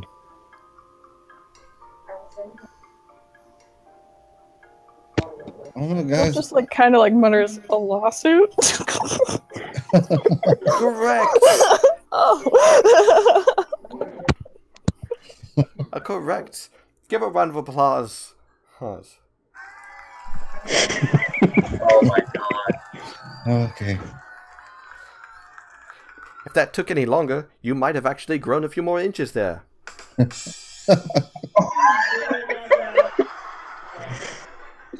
Like, you're not sure where those voices are coming from, but they're coming from somewhere. Oh god. I'm still upside down, guys. Now, choose your door. 1 through 3, it could only be 1. Do the doors all look the same? They look all the same except for the numbers on them. Hey, maybe that was a riddle. He said it could only be 1. You feel the hand, like, jerk you a little bit. Oh, now, stop being such a spoil sport. Of course, there's also the chance that that's reverse psychology, get us another one inside there. Choose quickly. Let's go with 1. All right. As you open door 1, nothing happens at first, but then you feel like all of you kind of like suddenly get that shifting feeling again as you move. And the second time doing this, you feel kind of nauseous. Like, oh. Even Alvar is kind of like, oh, movement. All right. Oh, I just realized something. I made a wisdom check, not a wisdom save, last time. You're fine. Yeah, I know. I just now realized that, though. All right. On to the third and final one. I mark you when you will draw your first breath. I mark you where your life will take you, and I will mark you where you will die. What am I? Can you say it again? I mark you when you will draw your first breath. I will mark you where your life will take you, and I will mark you where you will die. What am I? I don't know.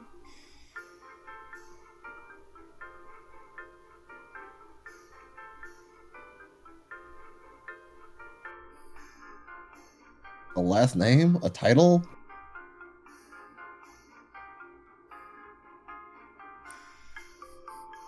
A name. A name marks you when you will draw first breath. A name will mark you where your life will take you, and your name will mark where you will die. I am sorry, that's incorrect. Regnus, all of a sudden you feel arms grab your legs and yank you through the floor.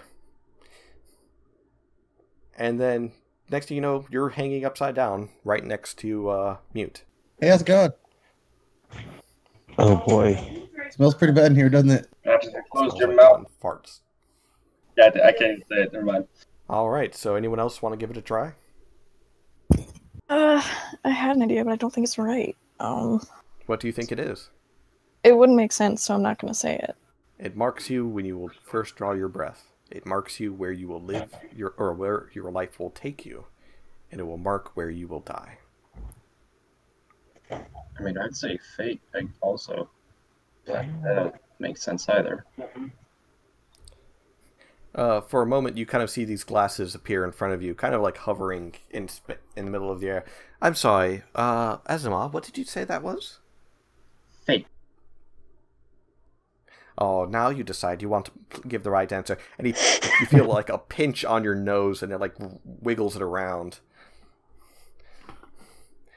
Oh, well, I suppose I'll be nice and say that's allowed.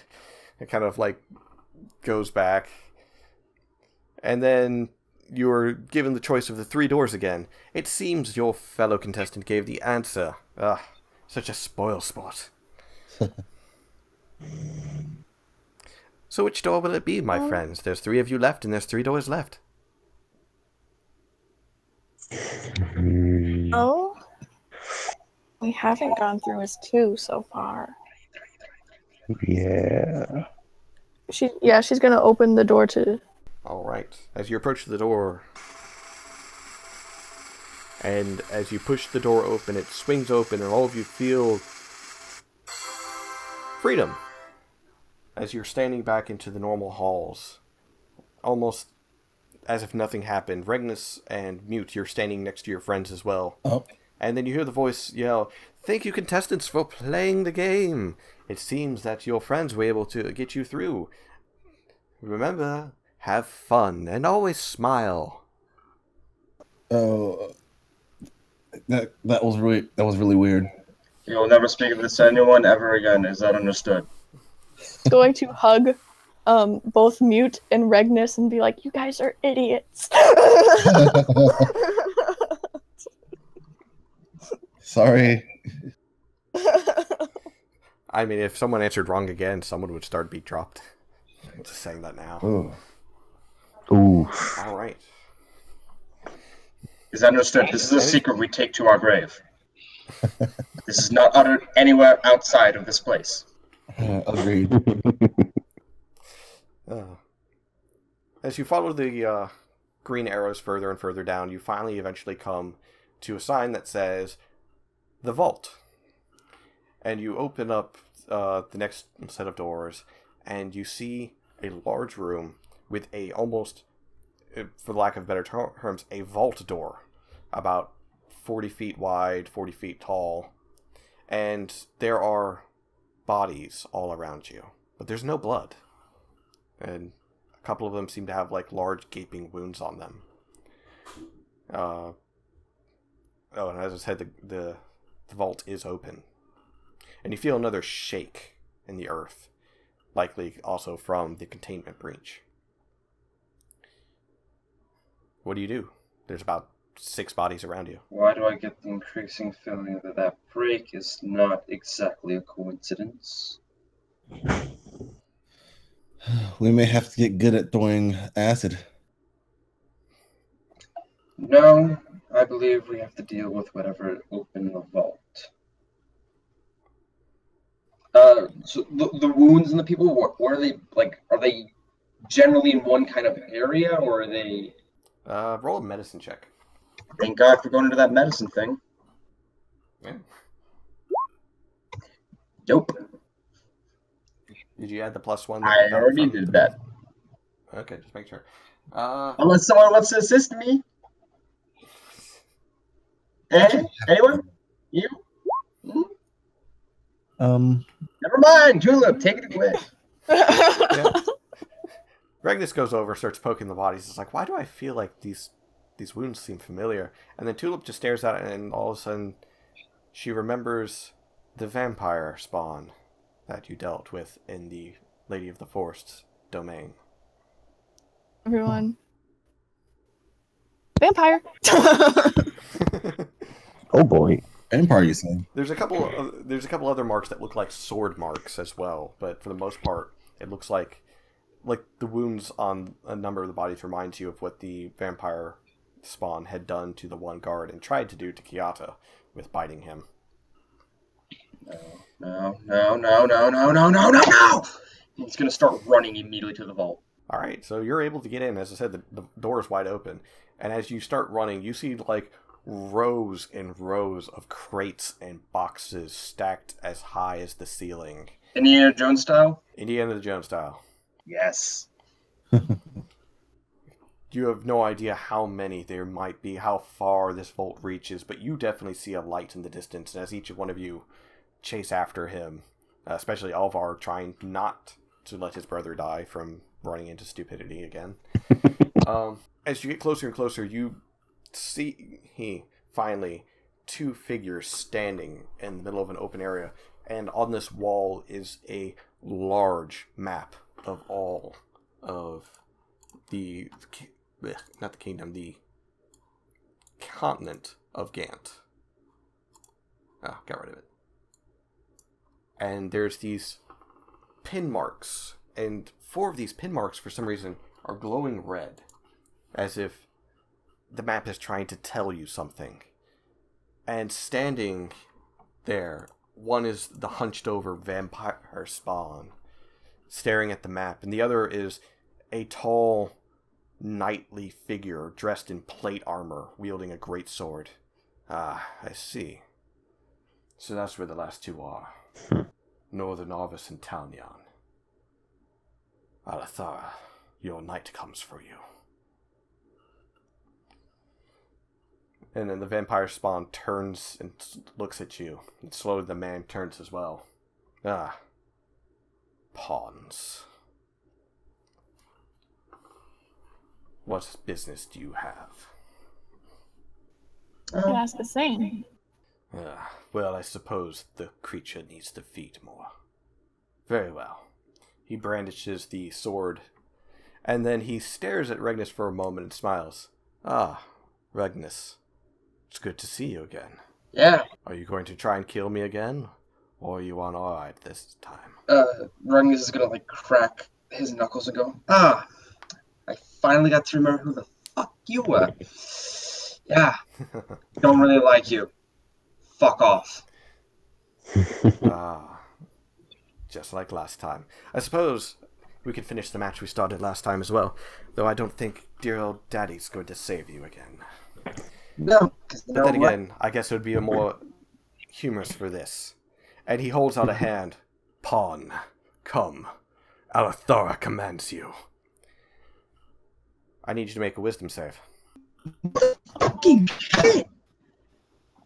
And you feel his voice, ring through your ears and mind, and slowly start taking control. And then all of a sudden you hear, you have resisted 1 mind domination. You have 4 remaining. You now owe Professor Null, the agnanimous and magnificent raven of the High Library of Loria, 2 gold pieces.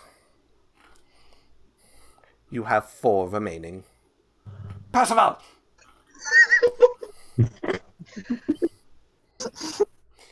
and he stands there for a moment. Strange. You resisted. Ah. No matter. You will all be food for Arthur. Roll initiative, please. Kind of be like pulling out her loot frantically, like, so who's your friend? Are we all rolling? So it is going to be Kiata, Mm-hmm. Alvar, Vampire,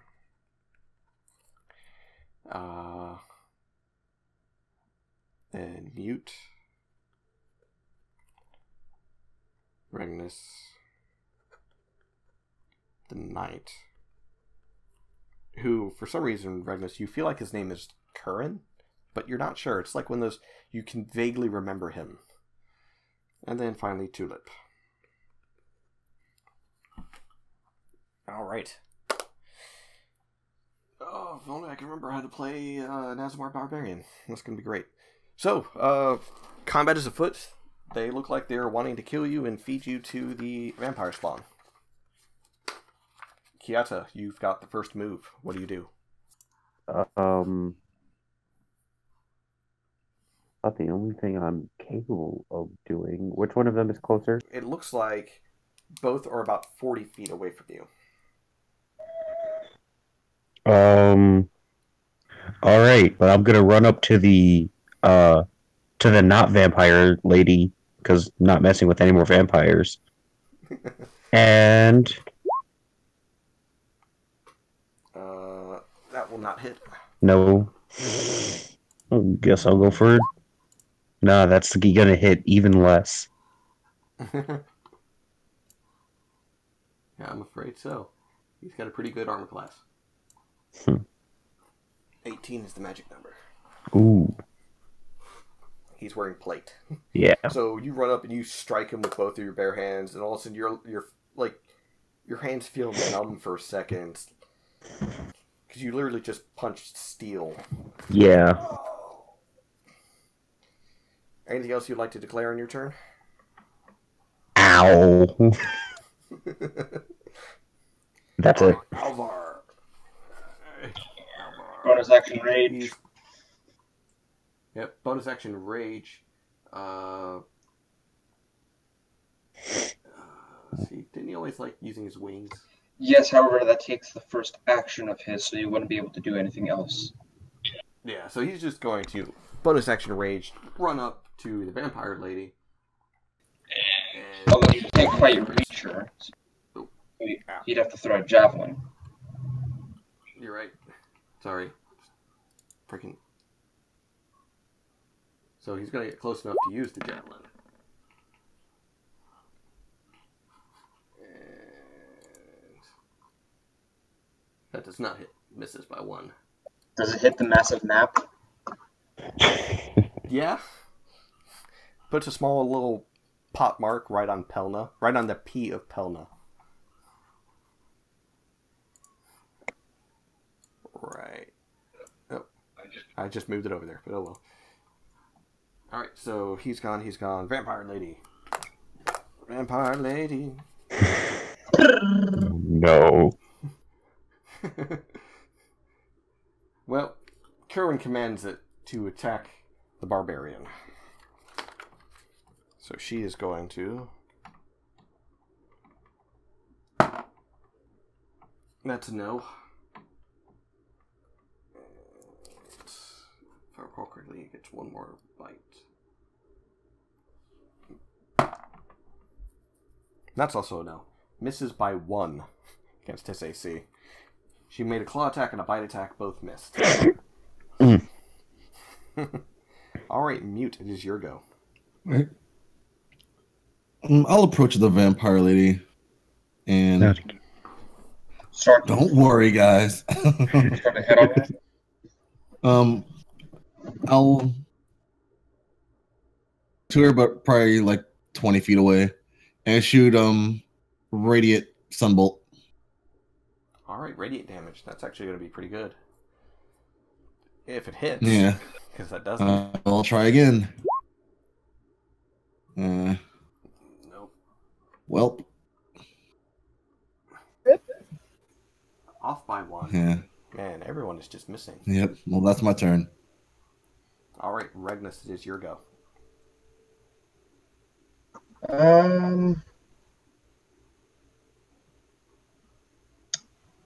I'll save it for now. Hex, and then Eldritch Blast. On who? Hexing the... I'll hex the vampire lady and have it be disadvantage on strength checks so that she has a harder time grappling. Okay. God! Jesus Christ! Nope. Everyone's rolling low today. Yeah. Alright. Anything else you'd like to declare? Very, very angry and agitated. Okay. It is Curran's go. So being challenged by the monk, he uses his greatsword in response. That's a no. Thankfully he gets 2 melee attacks. That's 17 exactly. Alright, so that does hit. Dang it. 2d6. Oh, don't worry, you're only taking... Because I rolled 2 2s plus 3, so you're only taking 7 points of damage. As he strikes you with his greatsword. Like, his hands shake a little bit afterwards from, like, hitting your shell. Natural armor. Nothing I can't break through. Alright. Tulip, it's your go. She's gonna not be happy with that last comment. And she is going to use Thunder Wave. It says I can use it up to 2 creatures, so would I be able to like flank and hit both the vampire lady and the guy? Yes. If you got into the correct position, you'd be able to hit both of them without hitting your allies. Try doing that. Alright. Alright. They have to make a Constitution save. That's a nat 1 for Curran. And that's a 3 for the vampire lady. So Hell yeah. So they both take 13 points of damage. You have made some very angry people. And they both get knocked back. Yep, if I recall 15 correctly. feet. Yeah. Anything else you'd like to declare? I use Bardic Inspiration on the next person that goes. So I think that's Kiara. yeah. So he gets Bardic Inspiration. It is now Kiata's go. Alright, so, how far away are they now? 15 feet from where it just was? Yep. Alright. 15 feet away, because they got knocked back by Tulip's Thunder Wave. Let's go for more unarmed strikes on the... I'll go for the guy in plate. Yeah. Whew. Nope. Another finger. You hit him with your left, and your hand goes numb again. And while he's kind of laughing, you deck him right in the mouth. 6 points of damage. It's like he laughs for a moment. Fingers hurt.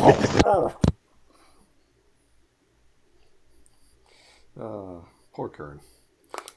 Oh wait, I don't care about him.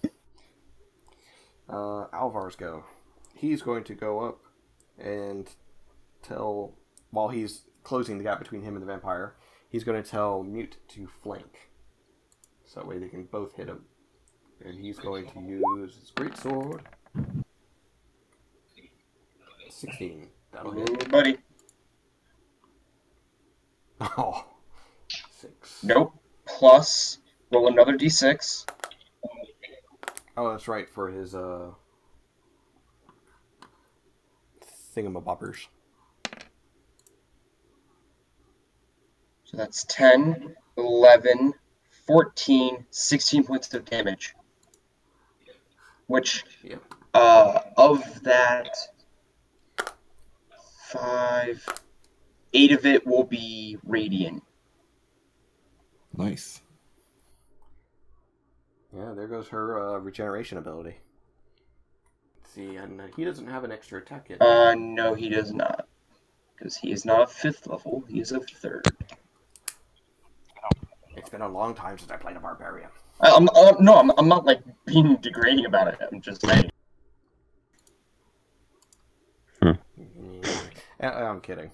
Anyways, as the vampires go, she's going to try and claw and bite again. Well, if she succeeds on a claw, she can grapple, so that's a no. So another claw.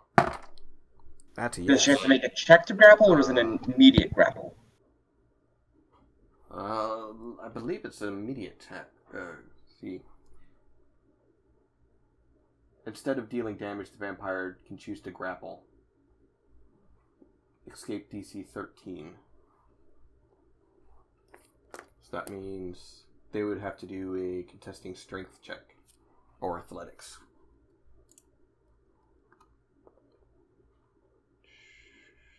Where is hers? So yeah, she does it at a disadvantage, and Alvar can either use acrobatics or athletics, but he's probably going to go with athletics strong suit. Yeah. Well. Just for shits and giggles. Yeah, no. She gets a hold of him for a moment and he breaks free. So, I just moved everything. Why did I do that? There we go. I did not mean to do that. I'm sorry, everyone, if I'm being nauseous. Alright. So the vampires go. It's your go. You can get into flanking position with Alvar against the vampire. Right. Or you can get into flanking position with Kiata versus the Knight Curran. Flank with against the vampire. Alright. So Great Sunbolt. That'll hit. And do it again. Alright.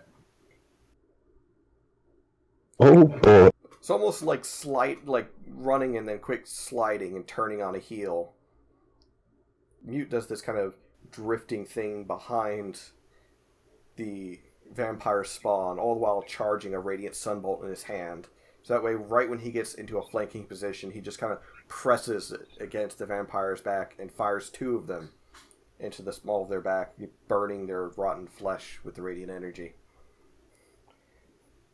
It does not smell appetizing. I'm just saying that right now. All right. Regnus, it's your go. That smell like victory. And yeah, that'll end my turn. Regnus? I'm going to activate my left arm tattoo, point it at Kiata, and Kiata goes from his 5'8" form to a 11-foot. 5'8"? I cast Enlarge on Kiata. Wow. Oh boy. Kiata, you are now huge. You are a big turtle dad. Yes, he's now the large subcategory. Basically, what that means is you have advantage on your strength checks and saving throws. You do an additional D4 of damage whenever you strike. Oh boy. Curran goes from I've got this to oh. Oh, I'm This is sorry, gonna be Curran. fun. Were you not expecting that? Oh, my apologies. So sorry. I can handle this. Alright. Anything else you'd like to do on your turn, Regnus? Is actually anyone hurt? Well, Kiata took some damage. 7 points to be exact. Yeah, I'll spend 1 healing light, might as well. Alright. Myself. Save that. There. Take 5. Quite literally, take 5. Rest. Don't really. Just kill it. Kill it with fire. Kill it with punches. Punch. Alright, it's Curran's go. He is going to grin and say, how about I show you my wing? And I need... Let's see, closeness. No, only Kiata's close enough. Kiata, I need you to make a charisma check. I'm sorry, charisma save. Roll hot. God! Necrotic Shroud, bitch! Unfortunately, you are frightened of him until the end of your next turn. Or, I'm sorry, the end of his next turn. As you watch these bony, necrotic wings suddenly rip out from his back and spread out. Gross. A lot similar to what Regnus did one time, actually. Nope, he doesn't have any other actions, so that's the end of his turn. Tulip, it's your go. You now have a giant turtle dead. I'm very shocked, but the giant turtle dad, and yeah, Tulip's just gonna kind of like turn around. I think she's gonna use vicious mockery on the vampire. Vicious mockery on the vampire. All right. Where's my d20? I'm just gonna call her an anemic, blood-sucking bitch and just go with that. No, she fails by 2. Her eyes snap to you, like, how dare you?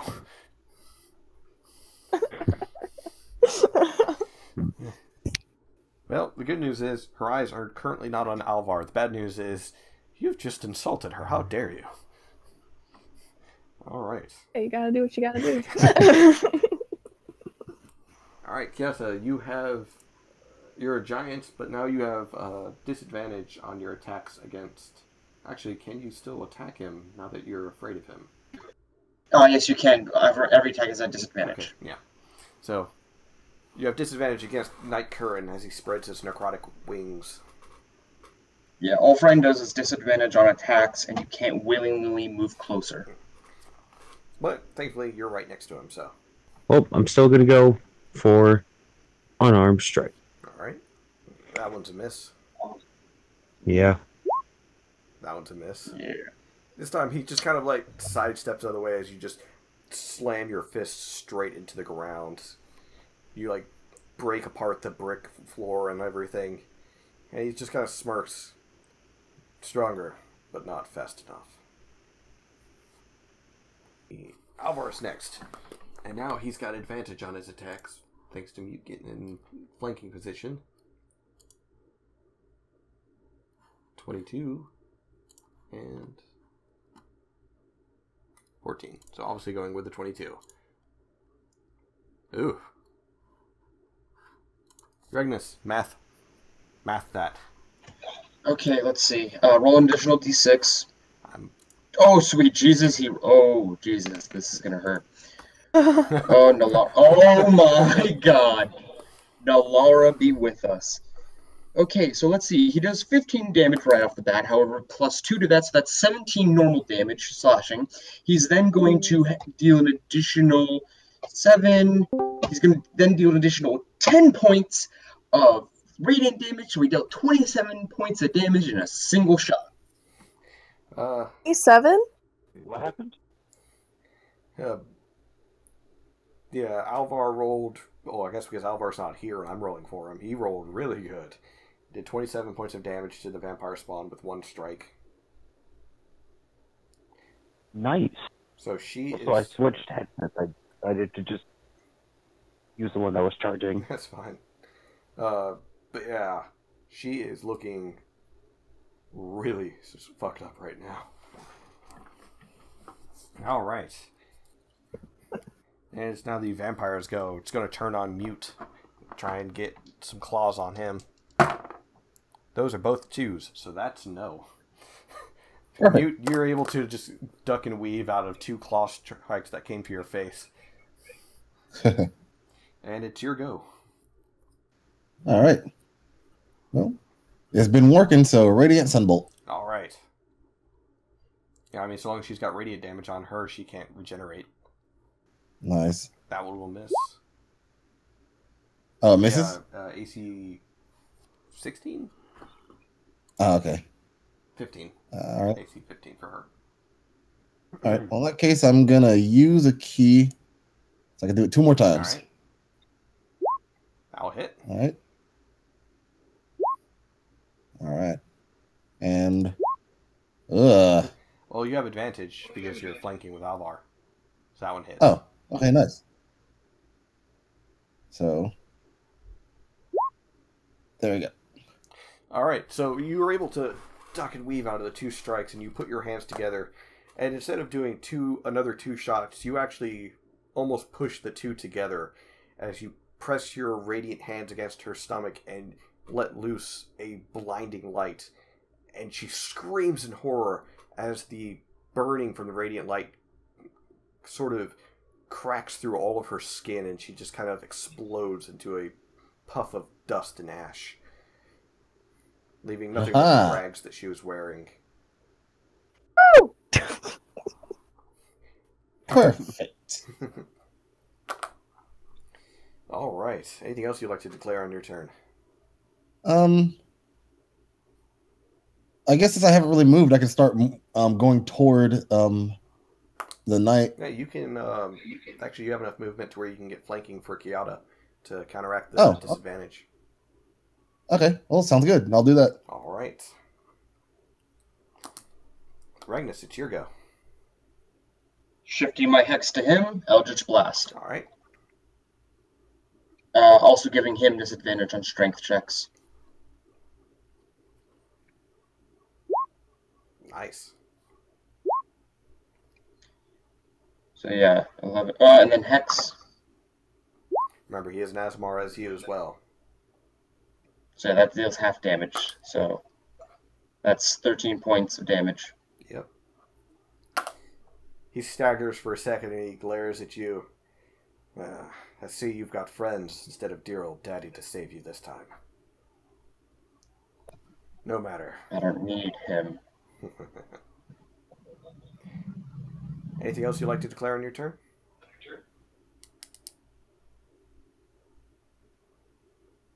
Magnus? Not yet. No, nothing. All right. So he then holds out his hand again and commands you once more. And then you hear Professor Knoll's voice again. You have resisted another mind domination due to the magnificent Professor Knoll. You now owe Professor Knoll 4 gold pieces. You have 3 remaining. Oh, I don't even have to do a wisdom save? He just does it for me? It does. He only put a certain number in them. So even if you successfully resist on your own, it still activates essentially the enchantment he left in you. Because it reacts on its own. I hate this bird. Oh. His enchantment is stupid. You're stupid. No. And considering... You make it a fail-safe, damn it! And now he's going to make 2 swipes with his greatsword. Ooh, those are both going to hit. Oh, that's not good. That's not good.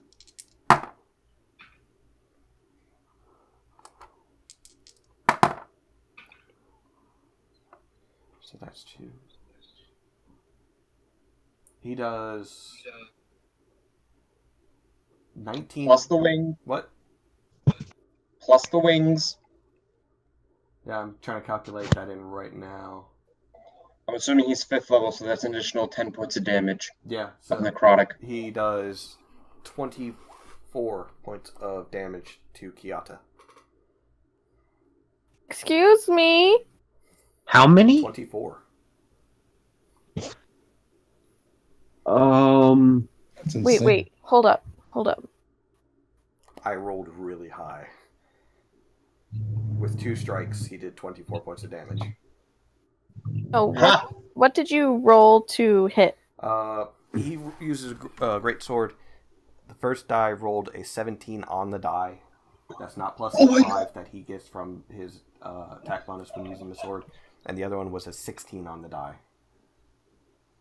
Actually use cutting words. Yes! Okay, on which one? On the lower one? The first one. No, don't do the first one. You have to do the second one if you want to even have a chance of negating that attack. Using the second one. All right. Sorry, I didn't mean to sound rude about that. I didn't want you wasting your cutting word. Reaction to Oh. bardic. So roll one of your bardic inspiration die. Which... What level? Level 3s again? I think it's just a D6. Yeah, so roll a d6. How do I do that on Roll20? On the left, there's on the left panel, there's a die, a d20 die. If you click on that one, it'll pull up a whole new panel. There you go. Oh. Still hits. So, still 24 points of damage. Although she does get to insult him. Or do something. True. Call him a sack of shit. Rotten sack of shit, how dare you hit my turtle dad? You don't hit my dad. He just kind of grins. So, Kiata, how are you looking? On a scale of 1 to 29, 2. Oh. Hurt, in other words. A bit happy now that I decided to help. No, this is what I would have taken no matter what. Unless one of the attacks got negated. Yeah, I'm at 2 hit points. Oh boy. That That is Kern's go, so it's Tulip's go. And as Kiata's kind of reeling back from that hit, Kern just says, "I can take away your friends just easily." So, all right, you're gonna cast. So that was the end of his. The wings are, the necrotic. The fear's gone now, right? Yes. Yes. Okay. So Tulip's using Cure Wounds. So Kiata, you get. It's a little better than 2, I'd say. So Kiata's back to 10. You still have a bonus action?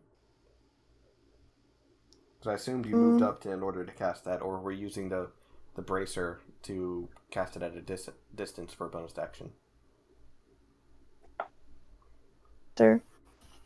I'm to use Bardic Inspiration on Alvar again because he does the most damage. Okay. Alright. Anything else you'd like to declare? Other than angry that you hurt my dad. It's just like a slew of curse words coming out of Tulip. Alright. Grumbling to herself, fucking hurt my dad. Alright, so, let's see. Kiata, it's your go. Alright. You no longer have disadvantage, but you do have I'm gonna heal advantage. Alright, I'm gonna heal myself for the rest of those hit points. Okay. With... if I could... It would let me change things. There we go. Using your lovely monk ability of heal. Heal! Alright, and so... Back in the body blood. Daddy needs You know you. what, I'm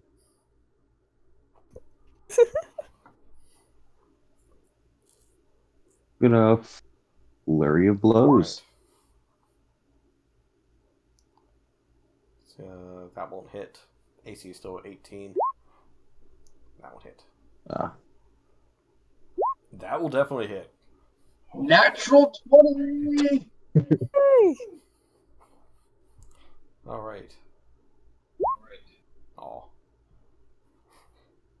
And then roll Yeah. 2d4. 2d4? You crit, and also you're large. So a total of 10 points of damage. So he moves out of the way of the first 2 hits, smirks, and as he's looking back to lock eyes with you, you are able to catch him with a knee straight into the gut. And it kind of makes him do the folding chair bend over kind of thing, where his legs go up and his body goes forward as the rest of his midsection goes backwards. And you just knock him square in the gut with your knee, and he staggers back, and he's holding his stomach. Okay, that was a good hit. But I'm not done yet. I am a knight of Alathara. Anything else you'd like to declare? No, I think I'm good. Alright. It's Alvar's go. He's gonna come a running. Don't worry, guys. I got him. Oh, he does actually got him.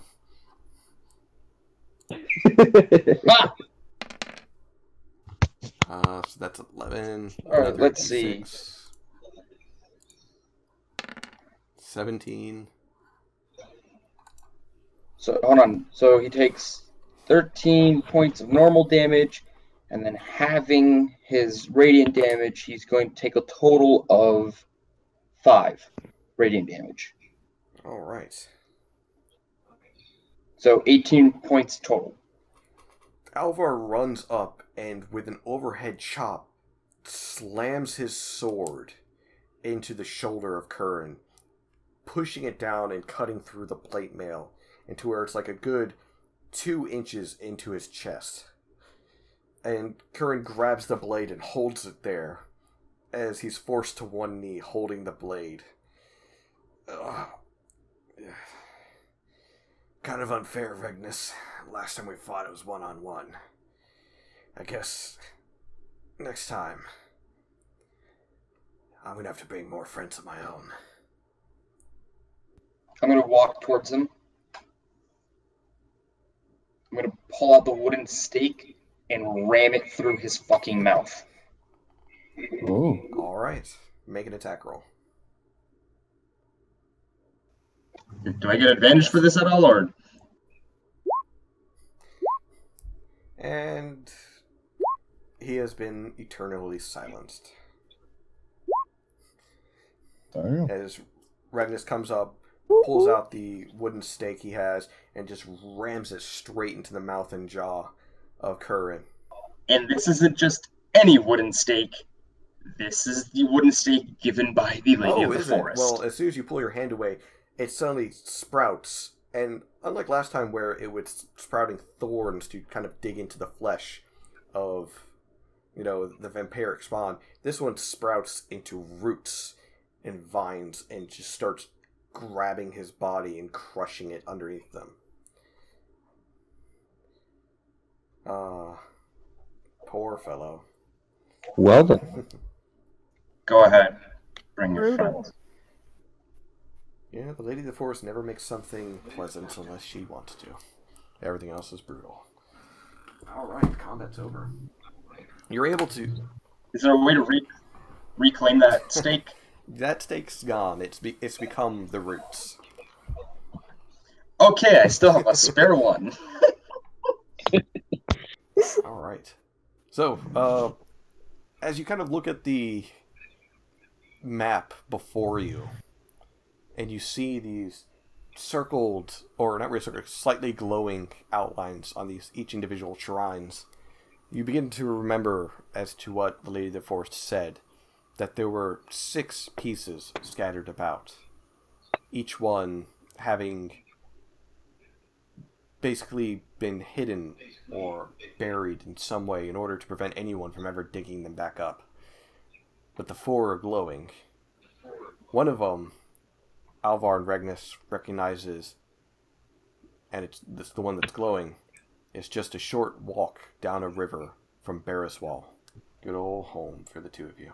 And then there's still one up to the north of Arvis, and one on the border of the current border of Valencia and Talion.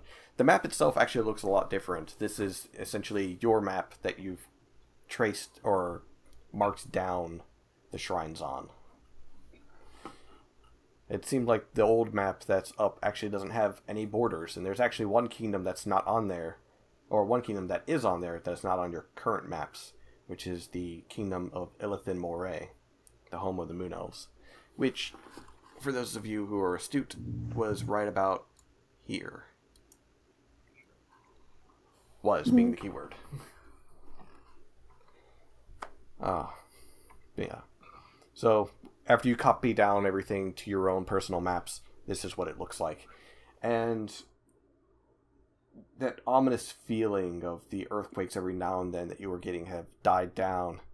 And you hear, oh dear, that's lots of bodies. Oh my, okay, hello, yes. It's Professor Overshift. He looks kind of bloody. Part of his face is bleeding still, and one of his hands is partially burned from something. My, that was a very interesting and fun containment breach. Pretty bad. Have you guys seen Mizuki, by the way? No, I don't think so. Oh. Izuki? Mizuki, the one with the... And he puts his hands to his mouth with the double jaw thing. The one that really liked you, Mew. Oh. The one that really liked you. Is she free? Yes. She got out. Oh. Well, we haven't seen her, and we hope we don't. Oh. I should... And Kiyota's back to normal size. Well, I just realized something after separating paths with you. That another part of the message Professor Knoll had given me was that you were looking for the shrines of Alethara. Mizuki is a relic of Alethara. I forgot to mention that when we were viewing her. Okay. But it's fine. You're all alive. It doesn't seem like she came this way. Where is she? We don't know. There's a large hole leading into the Underdark. Normally the Dark Elves don't bother us since the last time they accidentally made a containment breach and they learned the error of their ways when we had to reclaim another SCPs from their home, which they were very helpful in getting the SCPs recontained under the promise that that would never happen again. But it seems that some individuals, and he suddenly points at the ashes of the vampire and the currently being crushed body of Curran. Oh, these fellows. There was more of these fellows. They caused a containment breach. And, yeah, I kind of inferred that. They let her free. Hope just kind of has her eyes like wide and she just says, Gilbert wants salmon. Oh, yes, it is. Let me switch the fish out. Thank you for reminding me that. He pulls out a little notepad. Gilbert wants salmon, and he crumples up the note and throws it, and it kind of vanishes. It'll be taken care of. Mm-hmm. Nice.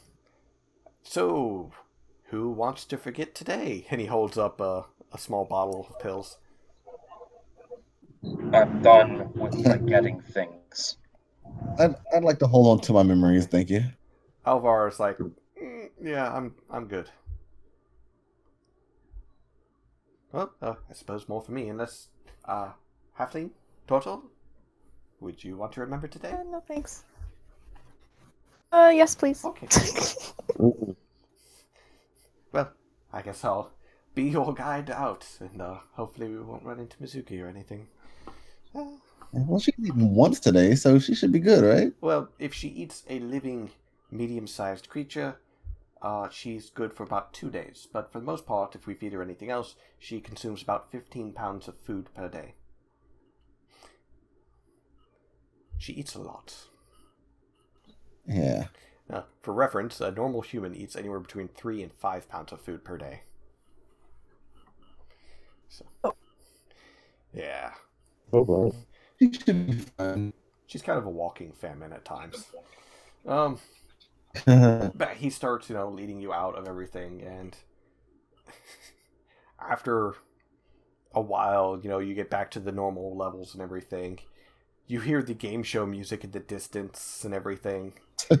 Oh, don't worry about that one. We got him back in containment too. Pain in my ass. There's Connor just kind of sitting at a corner spot with the 50-cent rolls or sized 420J in his mouth, just kind of spaced. It's like, oh man, I feel so much better now. I think all of my past lives feel this, and it's great. Mm. It smells like skunks, just so you know. So, Connor's really useful. I wonder if we can get him on an adventure with us someday. Oh, not many people would accept him.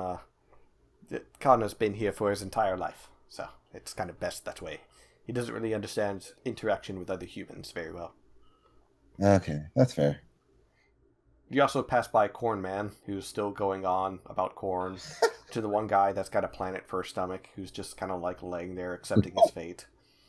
Do we pass by the coffee machine? You do pass by the coffee machine. Can I make 2 quick drink orders? Certainly. Cup of holy water, please. You get a cup of holy water. Huh. Let's see, the smarter choice. Yeah, I'm gonna go with this one. Cup of adamantine, please. It shakes for a moment, and you hear... "Arr." And then Professor Overshift looks at you. Adamantine's a solid. It doesn't do solids. The closest thing it does to solid is chicken noodle soup. But you said it gives anything in liquid form. Anything liquid in liquid form. You asked for a cup of happiness. It gave you happiness. You didn't drink that. But adamantine, that's... He starts laughing. That's a myth. Those turtles don't exist anymore. I mean... Those turtles are huge anyways. We wouldn't notice if one of those still existed. No offense, turtle friend, but I'm talking about... It's normally, at a young age, about the size of a small house. Mm-hmm. You do realize those do still exist. No, I'm pretty sure they don't. They were mined to extinction. Right. You're right. Yep. Mm-hmm. I mean, if there was still one existing, I would certainly love to get my hands on it and bring it here to containment. Just like I would kind of like to get Professor Knoll and Dr. Fiddlesticks down here. But unfortunately, they are protected to where I cannot. Right. Anomalies, I do love studying them. But no, what would you do with a cup of liquid adamantine anyways? Oh, plenty of things. Plenty. Like? My line of work involves killing a lot of things that I do not like. Most of them anomalies like this, except, more explained via magic and science. Very well. He then turns to the machine. A cup of happiness, please. And it produces a different colored drink than it produced for you. And he starts drinking it, and he feels relaxed. He actually, the stains on him from his blood and burns start going away as he drinks it happily and moves on. A cup of sedatives, please. It produces it. Take it, put a cap on it, and walk away. Tulip just looks at Kiana very smug and walks over to the coffee machine. Cassidy. Giant strength, please. I'm sorry, what? Potion of storm giant strength. It stops for a moment. It pops one out. Oh my God. Oh, for this. Exploitations. We have to save that. I'm not gonna exploit it. Over to I'll just Tulip. get a regular potion of healing just so I can drink it. Take it. It gives you a regular potion of healing. And Kiara, say you're Alright. taking the potion from Tulip? But before she can even grab it from the coffee machine, he's just gonna... No. He's gonna hold on to it, but she can't hold it. Why? Alvar, I didn't say you couldn't use it. I just said you can't hold it right now. Alvar asks for a cup of happiness as well, and he just kind of takes it, sips on it. Oh, this does make me feel a lot better. It makes me feel less nervous and afraid as to what I've seen today. Anyone else wanting to make requests of the drink machine of magic? I mean, there's so many things, man. Like, oh my God. Professor Overshift comes back. Come on, you're tourists, not workers here. Keep moving. Shoot, come on. I don't need you asking for a cup full of uranium. Forget I said that. Keep moving. I sneak away back to the vending machine. Make a stealth check. All right.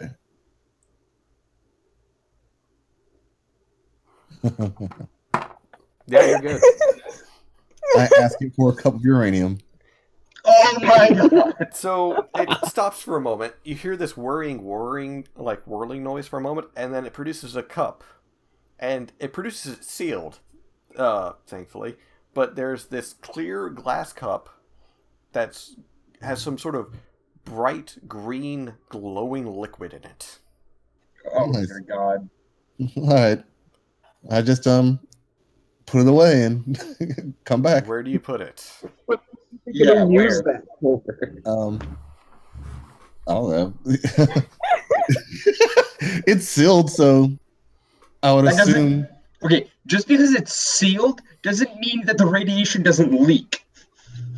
Okay. Hold on a second, guys. I may have made a bad choice here. You may have? May have. Mute doesn't know better. Nor do I. But yeah, We now need a lead box. That or a bag of holding that you can put it in and hope it doesn't break in there. Oh my god, I can totally imagine someone dumping our bag of holding, that falling out, and just... Nope. All right. So, he... yeah, I guess it's just with my stuff. Oh, God, that's probably going to be a horrible thing down the road. Oh my god, and I just discovered how to make a nuclear bomb in your universe. I'm so sorry for that.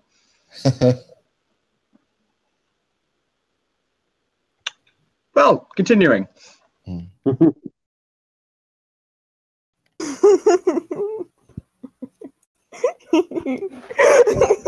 Sorry, kid. But yeah, so that was pretty much today's session. You guys had a wonderful time. You were able to be escorted back to the top floor, where once again Professor Overshift once again tries to get you to take some anesthetics, and actually I'm not taking medicine. yeah, he starts asking you guys questions as far as like, did you take anything you weren't supposed to? Did you touch anything else? Did you ask for anything else? Did you encounter SCPs, and which one did you encounter?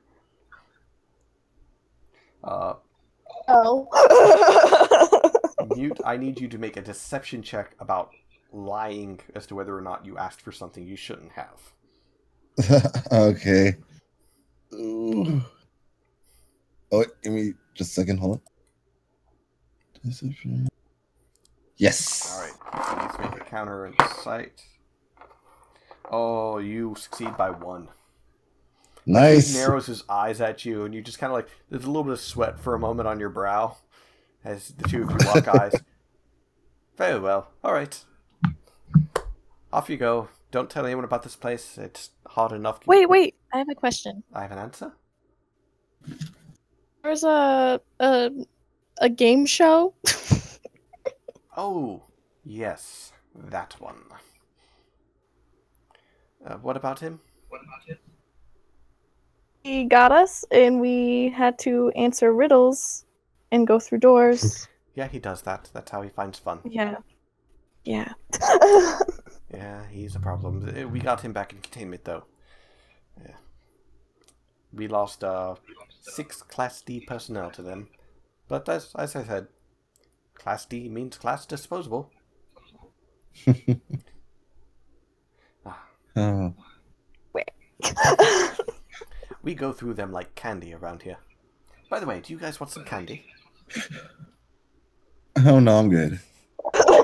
Take no offense to this. I don't exactly trust you with all this stuff. Oh, that's fair. I hardly trust myself. But, as they say, and he starts, like, pulling out the papers. If you could, of course, sign some things for me, release statements and so on, blah.